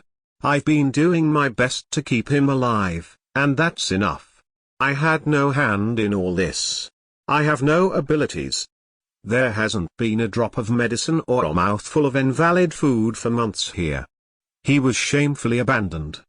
A man like this, with such ideas. Shamefully. Shamefully. I haven't slept for the last 10 nights. His voice lost itself in the calm of the evening. The long shadows of the forest had slipped downhill while we talked, had gone far beyond the ruined hovel, beyond the symbolic row of stakes. All this was in the gloom, while we down there were yet in the sunshine, and the stretch of the river abreast of the clearing glittered in a still and dazzling splendor, with a murky and overshadowed bend above and below. Not a living soul was seen on the shore. The bushes did not rustle. Suddenly round the corner of the house a group of men appeared, as though they had come up from the ground. They waded waist deep in the grass, in a compact body, bearing an improvised stretcher in their midst. Instantly, in the emptiness of the landscape, a cry arose whose shrillness pierced the still air like a sharp arrow flying straight to the very heart of the land, and, as if by enchantment, streams of human beings, of naked human beings, with spears in their hands, with bows, with shields, with wild glances and savage movements, were poured into the clearing by the dark-faced and pensive forest. The bushes shook, the grass swayed for a time, and then everything stood still in attentive immobility. "Now, if he does not say the right thing to them we are all done for," said the Russian at my elbow. The knot of men with the stretcher had stopped, too, halfway to the steamer, as if petrified.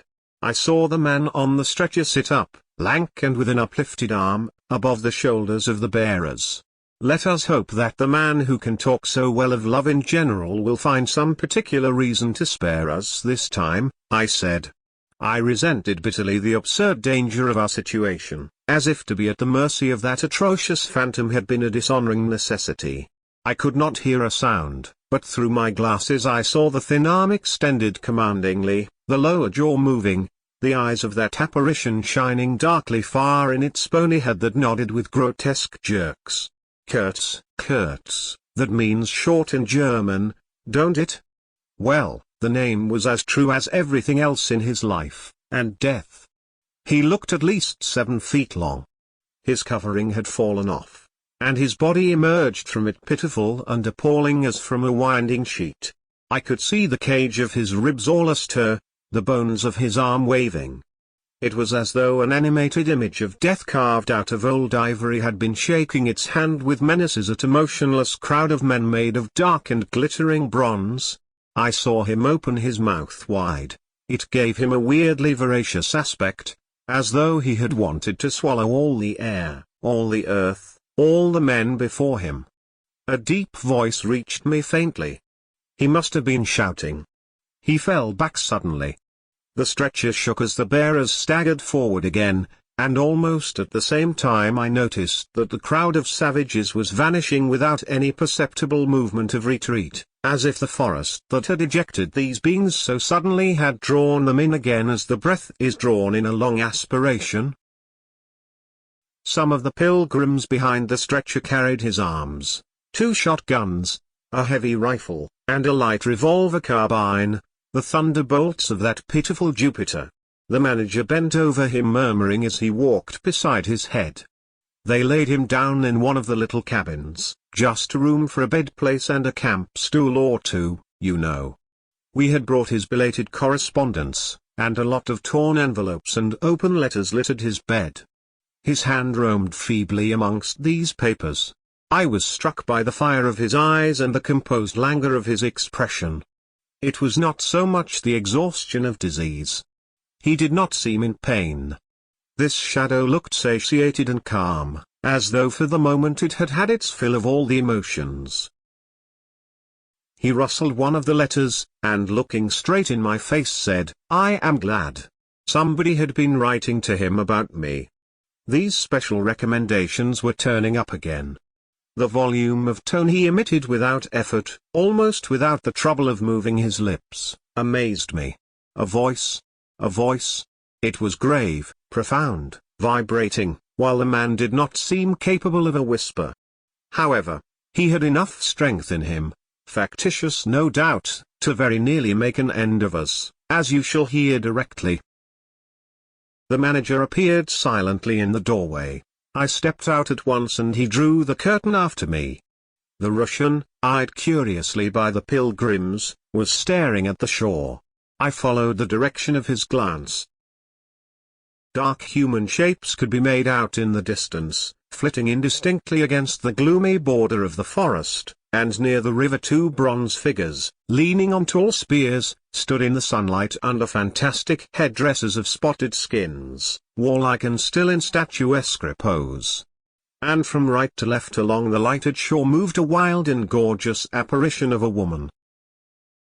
She walked with measured steps, draped in striped and fringed cloths, treading the earth proudly, with a slight jingle and flash of barbarous ornaments.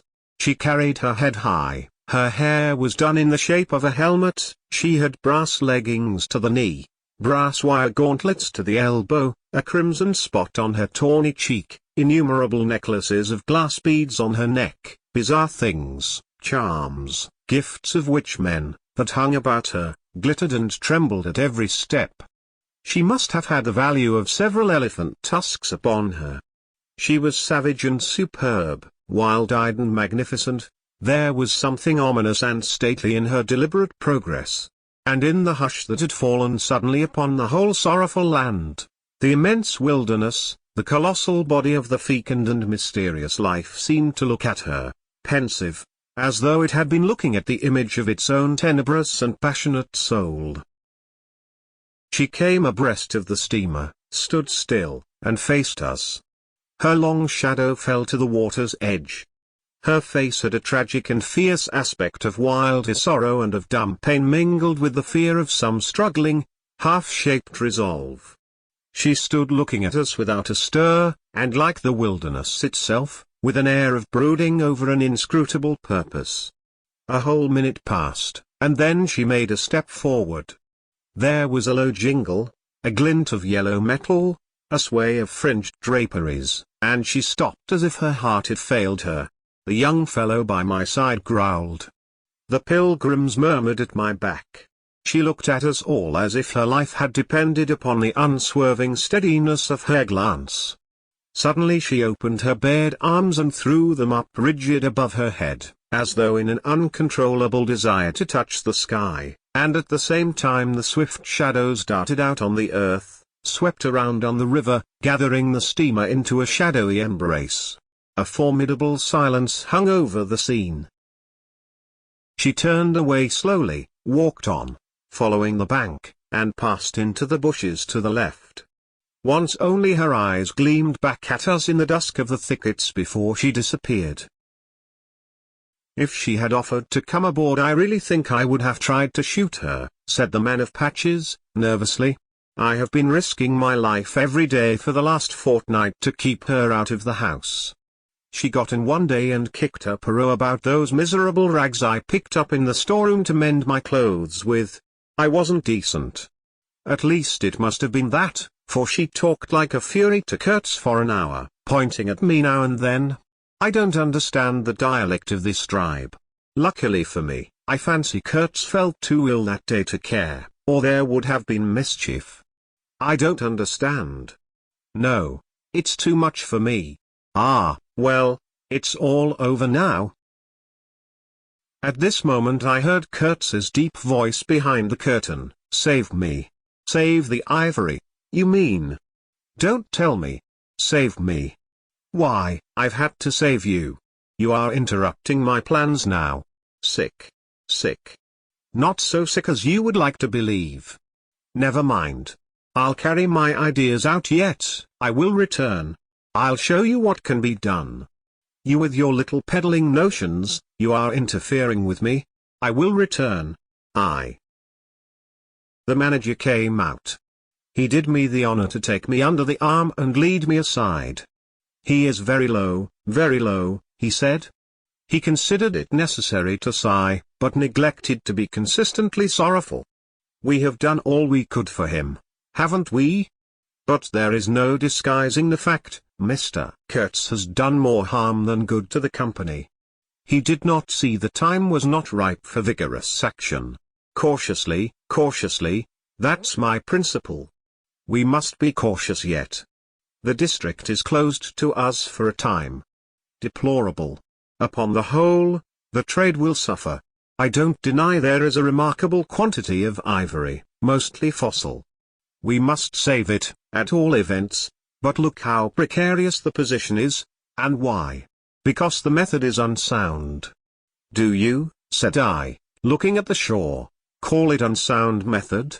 Without doubt, he exclaimed hotly. Don't you? No method at all, I murmured after a while. Exactly, he exulted. I anticipated this. Shows a complete want of judgment. It is my duty to point it out in the proper quarter. Oh, said I, that fellow, what's his name? The brickmaker, will make a readable report for you.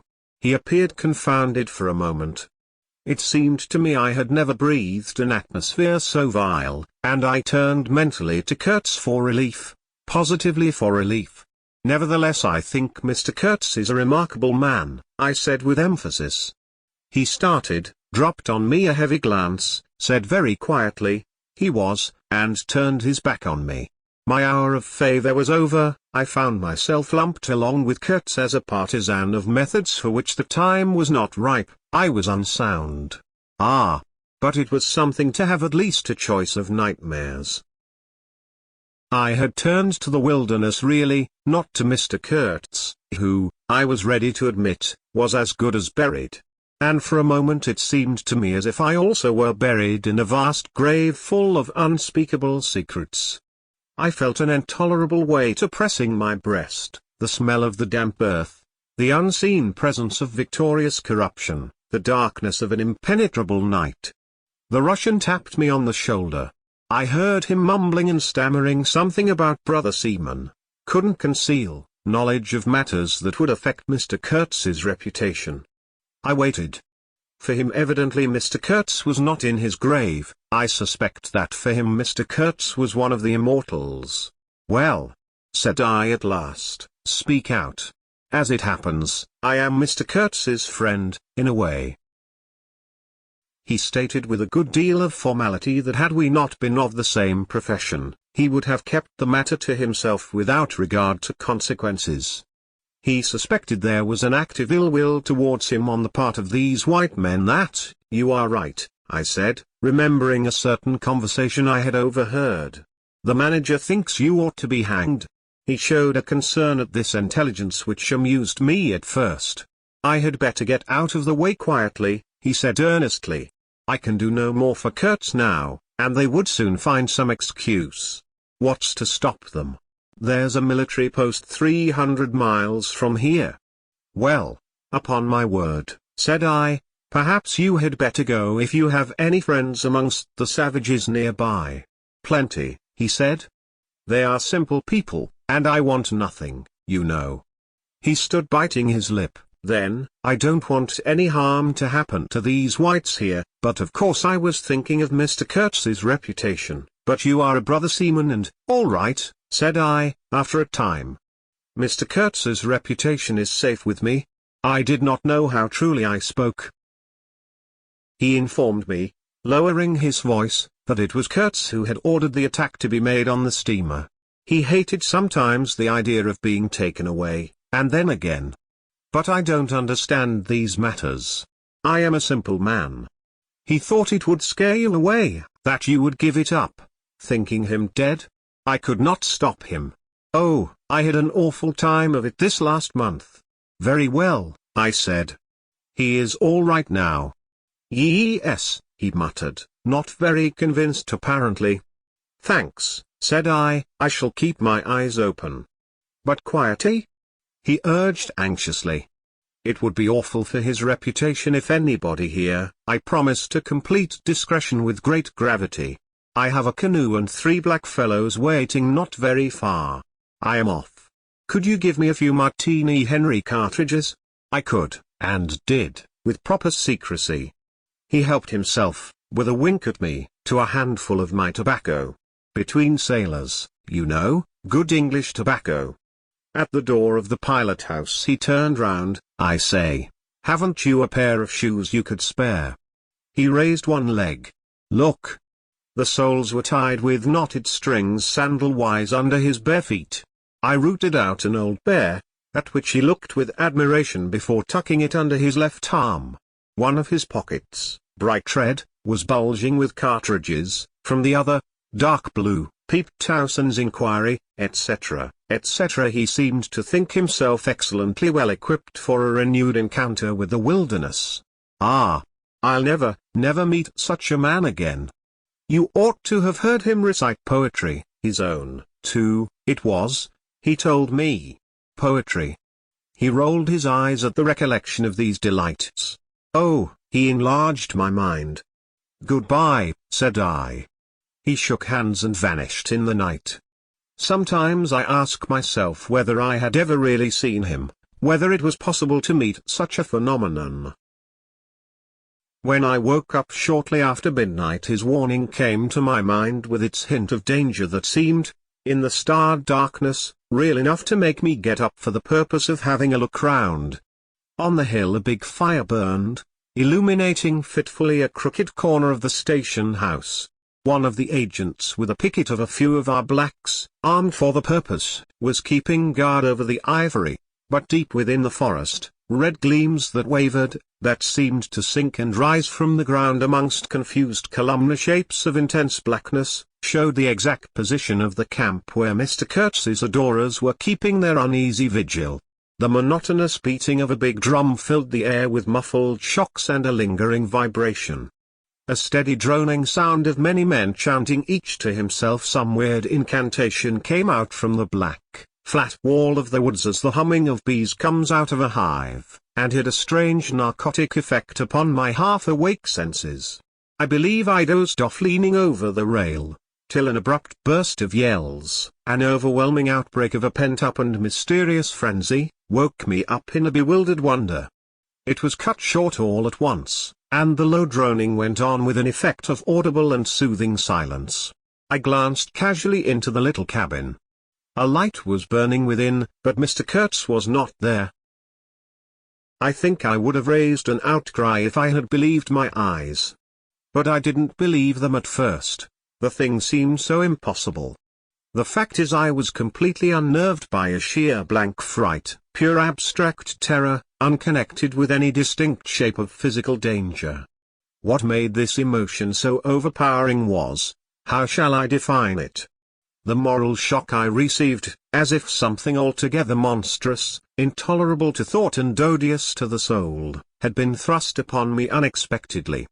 This lasted of course the merest fraction of a second, and then the usual sense of commonplace, deadly danger, the possibility of a sudden onslaught and massacre, or something of the kind, which I saw impending, was positively welcome and composing. It pacified me, in fact, so much that I did not raise an alarm. There was an agent buttoned up inside an ulster and sleeping on a chair on deck within 3 feet of me. The yells had not awakened him, he snored very slightly. I left him to his slumbers and leapt ashore. I did not betray Mr. Kurtz. It was ordered I should never betray him. It was written I should be loyal to the nightmare of my choice. I was anxious to deal with this shadow by myself alone, and to this day I don't know why I was so jealous of sharing with anyone the peculiar blackness of that experience. As soon as I got on the bank I saw a trail, a broad trail through the grass. I remember the exultation with which I said to myself, "He can't walk. He is crawling on all fours, I've got him." The grass was wet with dew. I strode rapidly with clenched fists. I fancy I had some vague notion of falling upon him and giving him a drubbing. I don't know. I had some imbecile thoughts. The knitting old woman with the cat obtruded herself upon my memory as a most improper person to be sitting at the other end of such an affair. I saw a row of pilgrims squirting lead in the air out of Winchesters held to the hip. I thought I would never get back to the steamer, and imagined myself living alone and unarmed in the woods to an advanced age. Such silly things, you know. And I remember I confounded the beat of the drum with the beating of my heart, and was pleased at its calm regularity. I kept to the track though, then stopped to listen. The night was very clear, a dark blue space, sparkling with dew and starlight, in which black things stood very still. I thought I could see a kind of motion ahead of me. I was strangely cocksure of everything that night. I actually left the track and ran in a wide semicircle, I verily believe chuckling to myself, so as to get in front of that stir, of that motion I had seen. If indeed I had seen anything. I was circumventing Kurtz as though it had been a boyish game. I came upon him, and, if he had not heard me coming, I would have fallen over him, too, but he got up in time. He rose, unsteady, long, pale, indistinct, like a vapor exhaled by the earth, and swayed slightly, misty and silent before me, while at my back the fires loomed between the trees, and the murmur of many voices issued from the forest. I had cut him off cleverly, but when actually confronting him I seemed to come to my senses. I saw the danger in its right proportion. It was by no means over yet. Suppose he began to shout? Though he could hardly stand, there was still plenty of vigor in his voice. "Go away, hide yourself," he said, in that profound tone. It was very awful. I glanced back. We were within 30 yards from the nearest fire. A black figure stood up, strode on long black legs, waving long black arms, across the glow. It had horns, antelope horns, I think, on its head. Some sorcerer, some witch man, no doubt. It looked fiend-like enough. "Do you know what you are doing?" I whispered. "Perfectly," he answered, raising his voice for that single word. It sounded to me far off and yet loud, like a hail through a speaking trumpet. "If he makes a row we are lost," I thought to myself. This clearly was not a case for fisticuffs, even apart from the very natural aversion I had to beat that shadow, this wandering and tormented thing. "You will be lost," I said, "utterly lost. One gets sometimes such a flash of inspiration, you know." I did say the right thing, though indeed he could not have been more irretrievably lost than he was at this very moment, when the foundations of our intimacy were being laid, to endure, even to the end, even beyond. "I had immense plans," he muttered irresolutely. "Yes," said I, "but if you try to shout I'll smash your head with—" There was not a stick or a stone near. "I will throttle you for good," I corrected myself. I was on the threshold of great things, he pleaded, in a voice of longing, with a wistfulness of tone that made my blood run cold. "And now for this stupid scoundrel. Your success in Europe is assured in any case," I affirmed steadily. I did not want to have the throttling of him, you understand, and indeed it would have been very little use for any practical purpose. I tried to break the spell, the heavy, mute spell of the wilderness, that seemed to draw him to its pitiless breast by the awakening of forgotten and brutal instincts, by the memory of gratified and monstrous passions. This alone, I was convinced, had driven him out to the edge of the forest, to the bush, towards the gleam of fires, the throb of drums, the drone of weird incantations. This alone had beguiled his unlawful soul beyond the bounds of permitted aspirations. And, don't you see, the terror of the position was not in being knocked on the head, though I had a very lively sense of that danger, too, but in this, that I had to deal with a being to whom I could not appeal in the name of anything high or low. I had, even like the niggers, to invoke him, himself, his own exalted and incredible degradation. There was nothing either above or below him, and I knew it. He had kicked himself loose of the earth. Confound the man! He had kicked the very earth to pieces. He was alone, and I before him did not know whether I stood on the ground or floated in the air. I've been telling you what we said, repeating the phrases we pronounced, but what's the good? They were common everyday words, the familiar, vague sounds exchanged on every waking day of life. But what of that? They had behind them, to my mind, the terrific suggestiveness of words heard in dreams, of phrases spoken in nightmares. Soul. If anybody ever struggled with a soul, I am the man. And I wasn't arguing with a lunatic either. Believe me or not, his intelligence was perfectly clear, concentrated, it is true, upon himself with horrible intensity, yet clear. And therein was my only chance, barring, of course, the killing him there and then, which wasn't so good, on account of unavoidable noise. But his soul was mad. Being alone in the wilderness, it had looked within itself, and, by heavens, I tell you, it had gone mad. I had, for my sins, I suppose, to go through the ordeal of looking into it myself. No eloquence could have been so withering to one's belief in mankind as his final burst of sincerity. He struggled with himself, too. I saw it, I heard it. I saw the inconceivable mystery of a soul that knew no restraint, no faith, and no fear, yet struggling blindly with itself. I kept my head pretty well, but when I had him at last stretched on the couch, I wiped my forehead, while my legs shook under me as though I had carried half a ton on my back down that hill. And yet I had only supported him, his bony arm clasped round my neck, and he was not much heavier than a child. When next day we left at noon, the crowd, of whose presence behind the curtain of trees I had been acutely conscious all the time, flowed out of the woods again, filled the clearing, covered the slope with a mass of naked, breathing, quivering, bronze bodies. I steamed up a bit, then swung downstream, and 2,000 eyes followed the evolutions of the splashing, thumping, fierce river demon beating the water with its terrible tail and breathing black smoke into the air. In front of the first rank, along the river, 3 men, plastered with bright red earth from head to foot, strutted to and fro restlessly. When we came abreast again, they faced the river, stamped their feet, nodded their horned heads, swayed their scarlet bodies.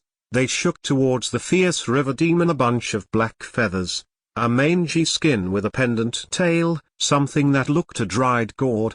They shouted periodically together strings of amazing words that resembled no sounds of human language, and the deep murmurs of the crowd, interrupted suddenly, were like the responses of some satanic litany. We had carried Kurtz into the pilot house.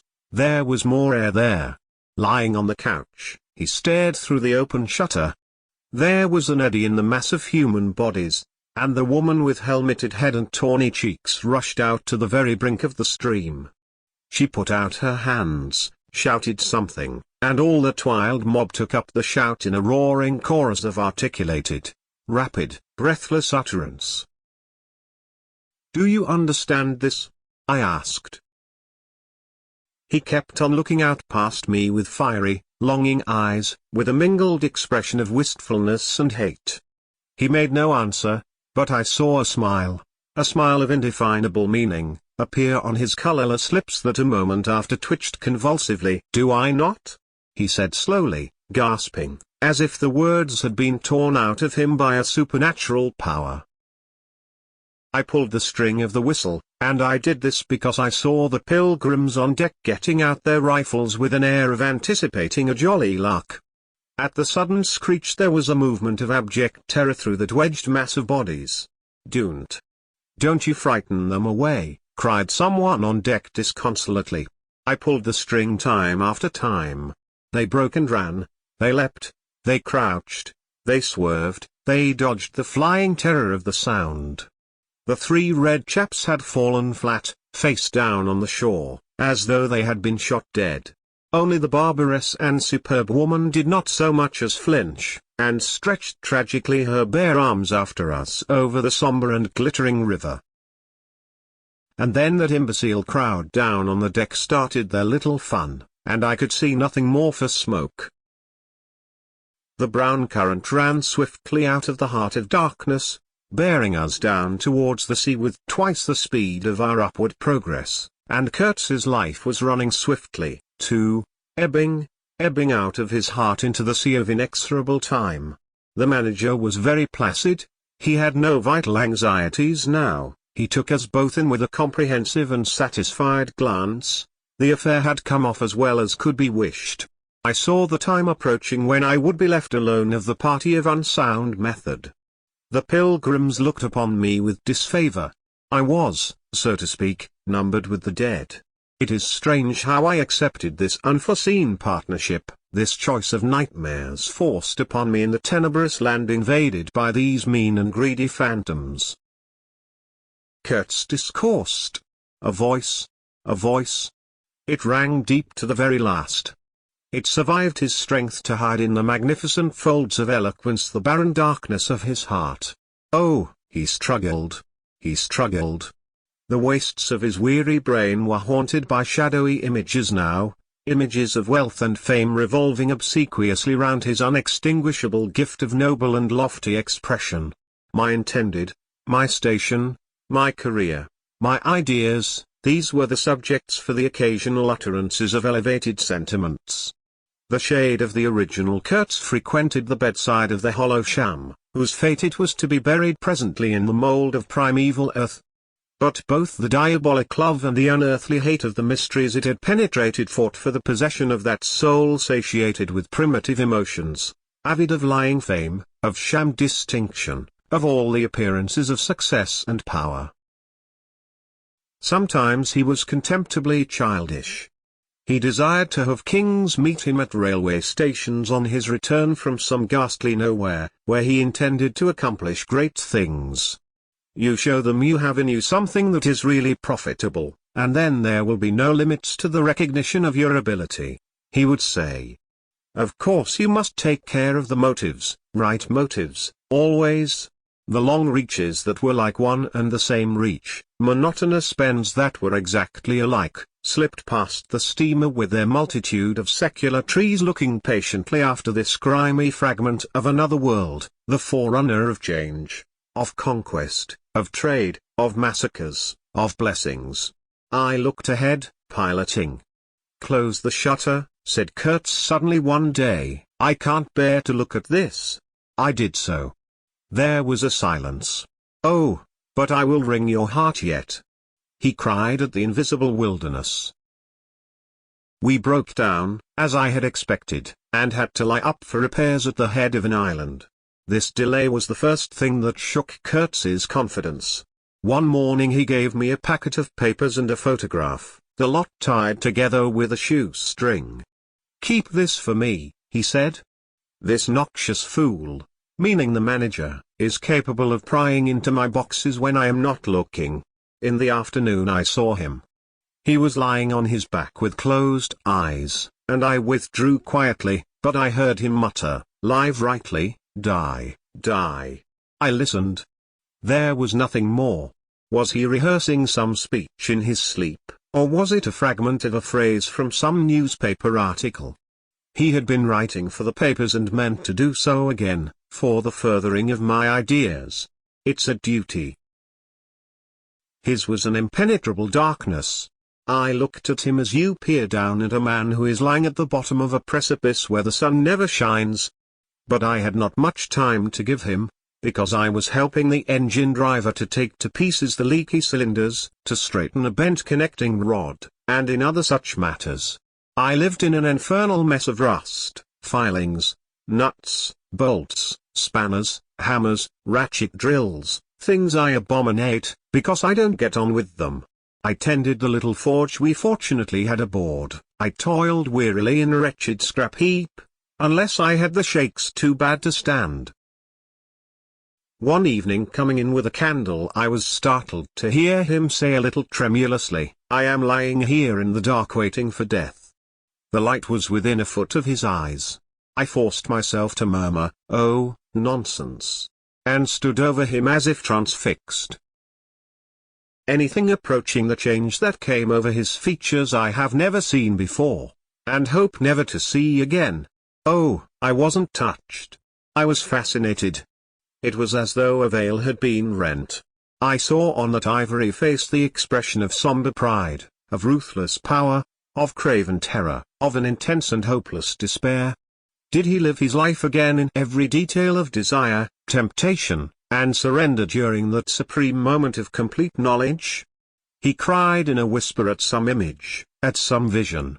He cried out twice, a cry that was no more than a breath. The horror! The horror! I blew the candle out and left the cabin. The pilgrims were dining in the mess room, and I took my place opposite the manager, who lifted his eyes to give me a questioning glance, which I successfully ignored. He leaned back, serene, with that peculiar smile of his sealing the unexpressed depths of his meanness. A continuous shower of small flies streamed upon the lamp, upon the cloth, upon our hands and faces. Suddenly the manager's boy put his insolent black head in the doorway, and said in a tone of scathing contempt, "Mr. Kurtz, he dead." All the pilgrims rushed out to see. I remained, and went on with my dinner. I believe I was considered brutally callous. However, I did not eat much. There was a lamp in there, light, don't you know, and outside it was so beastly dark. I went no more near the remarkable man who had pronounced a judgment upon the adventures of his soul on this earth. The voice was gone. What else had been there? But I am of course aware that next day the pilgrims buried something in a muddy hole. And then they very nearly buried me. However, as you see, I did not go to join Kurtz there and then. I did not. I remained to dream the nightmare out to the end, and to show my loyalty to Kurtz once more. Destiny. My destiny. Droll thing life is, that mysterious arrangement of merciless logic for a futile purpose. The most you can hope from it is some knowledge of yourself. That comes too late. A crop of unextinguishable regrets. I have wrestled with death. It is the most unexciting contest you can imagine. It takes place in an impalpable grayness, with nothing underfoot, with nothing around, without spectators, without clamor, without glory, without the great desire of victory, without the great fear of defeat, in a sickly atmosphere of tepid skepticism, without much belief in your own right, and still less in that of your adversary. If such is the form of ultimate wisdom, then life is a greater riddle than some of us think it to be. I was within a hair's breadth of the last opportunity for pronouncement, and I found with humiliation that probably I would have nothing to say. This is the reason why I affirm that Kurtz was a remarkable man. He had something to say. He said it. Since I had peeped over the edge myself, I understand better the meaning of his stare, that could not see the flame of the candle, but was wide enough to embrace the whole universe, piercing enough to penetrate all the hearts that beat in the darkness. He had summed up. He had judged. The horror. He was a remarkable man. After all, this was the expression of some sort of belief. It had candor, it had conviction. It had a vibrating note of revolt in its whisper. It had the appalling face of a glimpsed truth, the strange commingling of desire and hate. And it is not my own extremity I remember best. a vision of greyness without form filled with physical pain, and a careless contempt for the evanescence of all things, even of this pain itself. No. It is his extremity that I seem to have lived through. True, he had made that last stride, he had stepped over the edge, while I had been permitted to draw back my hesitating foot. And perhaps in this is the whole difference, perhaps all the wisdom, and all truth, and all sincerity, are just compressed into that inappreciable moment of time in which we step over the threshold of the invisible. Perhaps. I like to think my summing up would not have been a word of careless contempt. Better his cry, much better. It was an affirmation, a moral victory paid for by innumerable defeats, by abominable terrors, by abominable satisfactions. But it was a victory. That is why I have remained loyal to Kurtz to the last, and even beyond, when a long time after I heard once more, not his own voice, but the echo of his magnificent eloquence thrown to me from a soul as translucently pure as a cliff of crystal.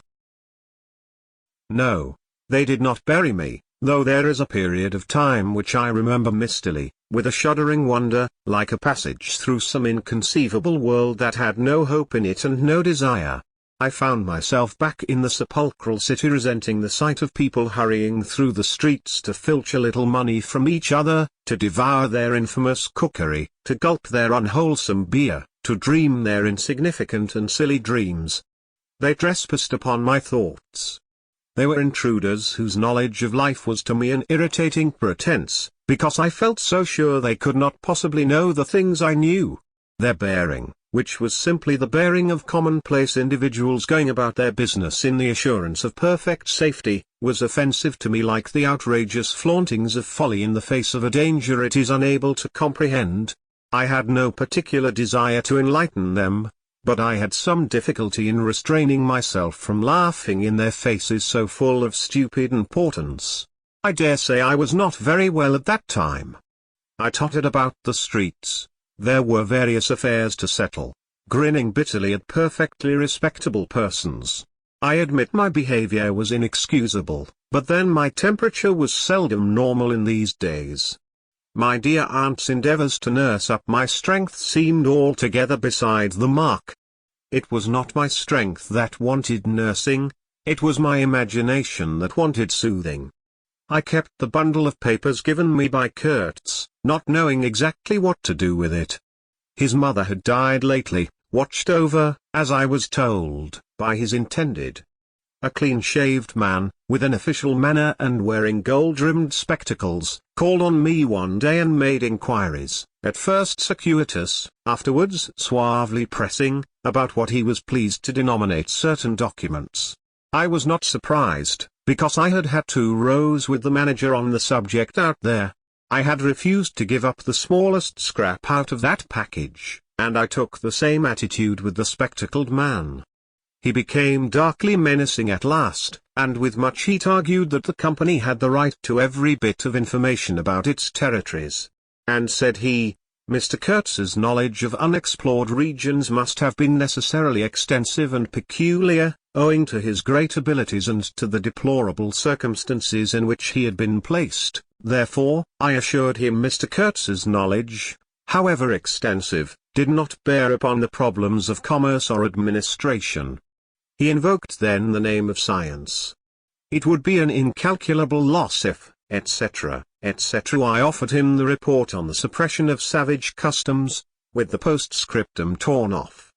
He took it up eagerly, but ended by sniffing at it with an air of contempt. This is not what we had a right to expect, he remarked. Expect nothing else, I said. There are only private letters. He withdrew upon some threat of legal proceedings, and I saw him no more, but another fellow, calling himself Kurtz's cousin, appeared 2 days later, and was anxious to hear all the details about his dear relative's last moments. Incidentally, he gave me to understand that Kurtz had been essentially a great musician.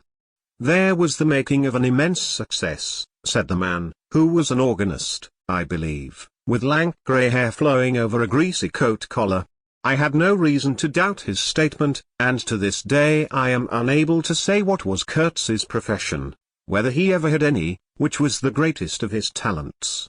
I had taken him for a painter who wrote for the papers, or else for a journalist who could paint, but even the cousin, who took snuff during the interview, could not tell me what he had been, exactly.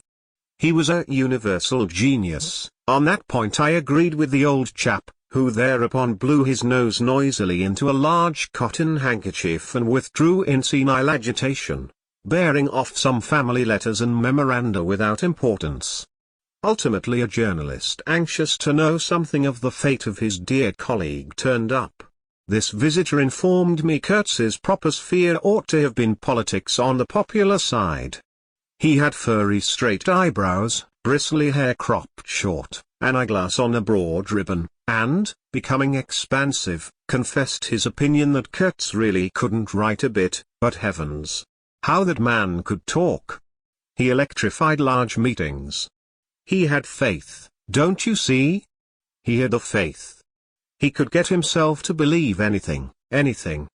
He would have been a splendid leader of an extreme party. What party? I asked. Any party, answered the other.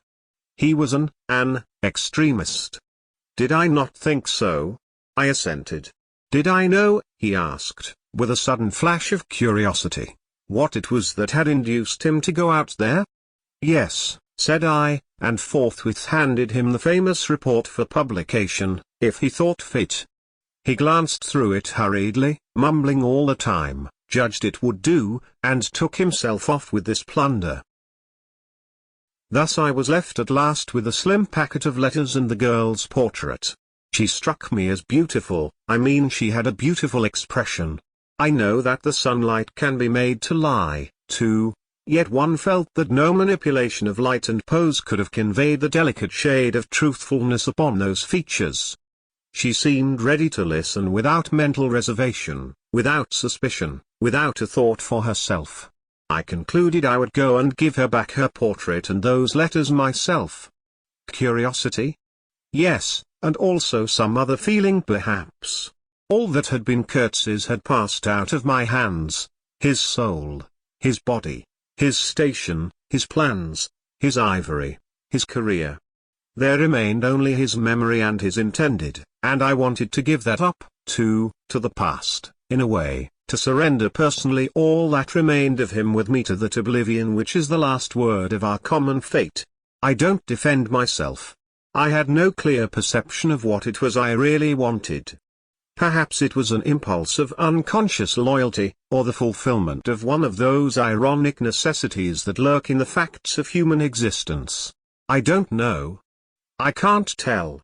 But I went. I thought his memory was like the other memories of the dead that accumulate in every man's life, a vague impress on the brain of shadows that had fallen on it in their swift and final passage. But before the high and ponderous door, between the tall houses of a street as still and decorous as a well-kept alley in a cemetery, I had a vision of him on the stretcher, opening his mouth voraciously, as if to devour all the earth with all its mankind. He lived then before me, he lived as much as he had ever lived, a shadow insatiable of splendid appearances, of frightful realities, a shadow darker than the shadow of the night, and draped nobly in the folds of a gorgeous eloquence. The vision seemed to enter the house with me, the stretcher, the phantom bearers, the wild crowd of obedient worshippers, the gloom of the forests, the glitter of the reach between the murky bends, the beat of the drum, regular and muffled like the beating of a heart, the heart of a conquering darkness. It was a moment of triumph for the wilderness, an invading and vengeful rush which, it seemed to me, I would have to keep back alone for the salvation of another soul. And the memory of what I had heard him say afar there, with the horn shapes stirring at my back, in the glow of fires, within the patient woods, those broken phrases came back to me, were heard again in their ominous and terrifying simplicity. I remembered his abject pleading, his abject threats, the colossal scale of his vile desires, the meanness, the torment, the tempestuous anguish of his soul. And later on I seemed to see his collected languid manner, when he said one day, "This lot of ivory now is really mine. The company did not pay for it. I collected it myself at a very great personal risk. I am afraid they will try to claim it as theirs though. It is a difficult case. What do you think I ought to do? Resist? Eh? I want no more than justice. He wanted no more than justice. No more than justice. I rang the bell before a mahogany door on the first floor, and while I waited he seemed to stare at me out of the glassy panel, stare with that wide and immense stare embracing, condemning, loathing all the universe. I seemed to hear the whispered cry, the horror, the horror. The dusk was falling. I had to wait in a lofty drawing room with 3 long windows from floor to ceiling that were like 3 luminous and bedraped columns. The bent gilt legs and backs of the furniture shone in indistinct curves. The tall marble fireplace had a cold and monumental whiteness. A grand piano stood massively in a corner, with dark gleams on the flat surfaces like a somber and polished sarcophagus. A high door opened, closed. I rose. She came forward, all in black, with a pale head, floating towards me in the dusk. She was in mourning. It was more than a year since his death. More than a year since the news came. She seemed as though she would remember and mourn forever. She took both my hands in hers and murmured, "I had heard you were coming." I noticed she was not very young, I mean not girlish. She had a mature capacity for fidelity, for belief, for suffering. The room seemed to have grown darker, as if all the sad light of the cloudy evening had taken refuge on her forehead. This fair hair, this pale visage, this pure brow, seemed surrounded by an ashy halo from which the dark eyes looked out at me. Their glance was guileless, profound, confident, and trustful. She carried her sorrowful head as though she were proud of that sorrow, as though she would say, I alone know how to mourn for him as he deserves. But while we were still shaking hands, such a look of awful desolation came upon her face that I perceived she was one of those creatures that are not the playthings of time. For her he had died only yesterday. And, by Jove! The impression was so powerful that for me, too, he seemed to have died only yesterday, nay, this very minute. I saw her and him in the same instant of time. His death and her sorrow, I saw her sorrow in the very moment of his death. Do you understand? I saw them together, I heard them together. She had said, with a deep catch of the breath, I have survived, while my strained ears seemed to hear distinctly, mingled with her tone of despairing regret, the summing up whisper of his eternal condemnation. I asked myself what I was doing there, with a sensation of panic in my heart, as though I had blundered into a place of cruel and absurd mysteries not fit for a human being to behold. She motioned me to a chair. We sat down. I laid the packet gently on the little table, and she put her hand over it. You knew him well, she murmured, after a moment of mourning silence. Intimacy grows quickly out there, I said. I knew him as well as it is possible for one man to know another. And you admired him, she said. It was impossible to know him and not to admire him. Was it? He was a remarkable man, I said, unsteadily. Then before the appealing fixity of her gaze, that seemed to watch for more words on my lips, I went on. It was impossible not to love him, she finished eagerly, silencing me into an appalled dumbness. How true! How true! But when you think that no one knew him so well as I had all his noble confidence. I knew him best. You knew him best, I repeated. And perhaps she did. But with every word spoken the room was growing darker, and only her forehead, smooth and white, remained illumined by the inextinguishable light of belief and love. You were his friend, she went on. His friend, she repeated, a little louder. You must have been, if he had given you this, and sent you to me. I feel I can speak to you, and oh, I must speak. I want you, you who have heard his last words, to know I have been worthy of him. It is not pride. Yes. I am proud to know I understood him better than anyone on earth. He told me so himself. And since his mother died I have had no one, to I listened. The darkness deepened. I was not even sure whether he had given me the right bundle. I rather suspect he wanted me to take care of another batch of his papers which, after his death, I saw the manager examining under the lamp. And the girl talked, easing her pain in the certitude of my sympathy. She talked as thirsty men drink. I had heard that her engagement with Kurtz had been disapproved by her people. He wasn't rich enough or something. And indeed I don't know whether he had not been a pauper all his life. He had given me some reason to infer that it was his impatience of comparative poverty that drove him out there. Who was not his friend who had heard him speak once? She was saying. He drew men towards him by what was best in them. She looked at me with intensity. It is the gift of the great, she went on, and the sound of her low voice seemed to have the accompaniment of all the other sounds, full of mystery, desolation, and sorrow, I had ever heard. The ripple of the river, the sighing of the trees swayed by the wind, the murmurs of the crowds, the faint ring of incomprehensible words cried from afar, the whisper of a voice speaking from beyond the threshold of an eternal darkness. But you have heard him, you know, she cried. Yes, I know, I said with something like despair in my heart, but bowing my head before the faith that was in her, before that great and saving illusion that shone with an unearthly glow in the darkness, in the triumphant darkness from which I could not have defended her, from which I could not even defend myself. What a loss to me, to us! She corrected herself with beautiful generosity, then added in a murmur, to the world. By the last gleams of twilight I could see the glitter of her eyes, full of tears that would not fall.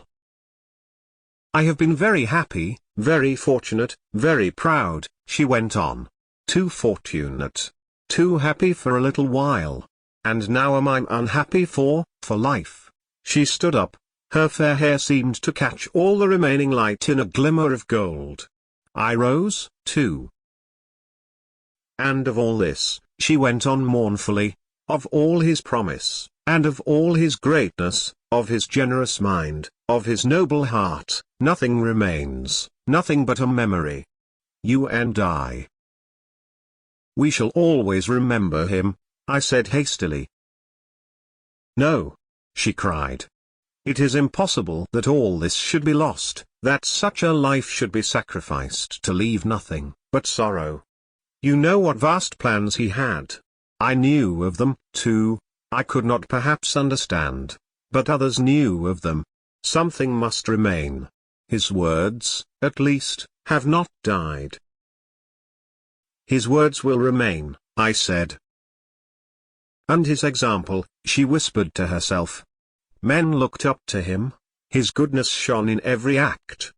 His example. True, I said. His example, too. Yes, his example. I forgot that.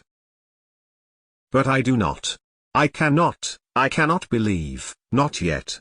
I cannot believe that I shall never see him again, that nobody will see him again, never, never, never. She put out her arms as if after a retreating figure, stretching them back and with clasped pale hands across the fading and narrow sheen of the window. Never see him. I saw him clearly enough then. I shall see this eloquent phantom as long as I live, and I shall see her, too, a tragic and familiar shade, resembling in this gesture another one, tragic also, and bedecked with powerless charms, stretching bare brown arms over the glitter of the infernal stream, the stream of darkness. She said suddenly very low, he died as he lived. His end, said I, with dull anger stirring in me, was in every way worthy of his life. And I was not with him, she murmured. My anger subsided before a feeling of infinite pity. Everything that could be done, I mumbled. Ah, but I believed in him more than anyone on earth, more than his own mother, more than himself. He needed me. Me. I would have treasured every sigh, every word, every sign, every glance. I felt like a chill grip on my chest.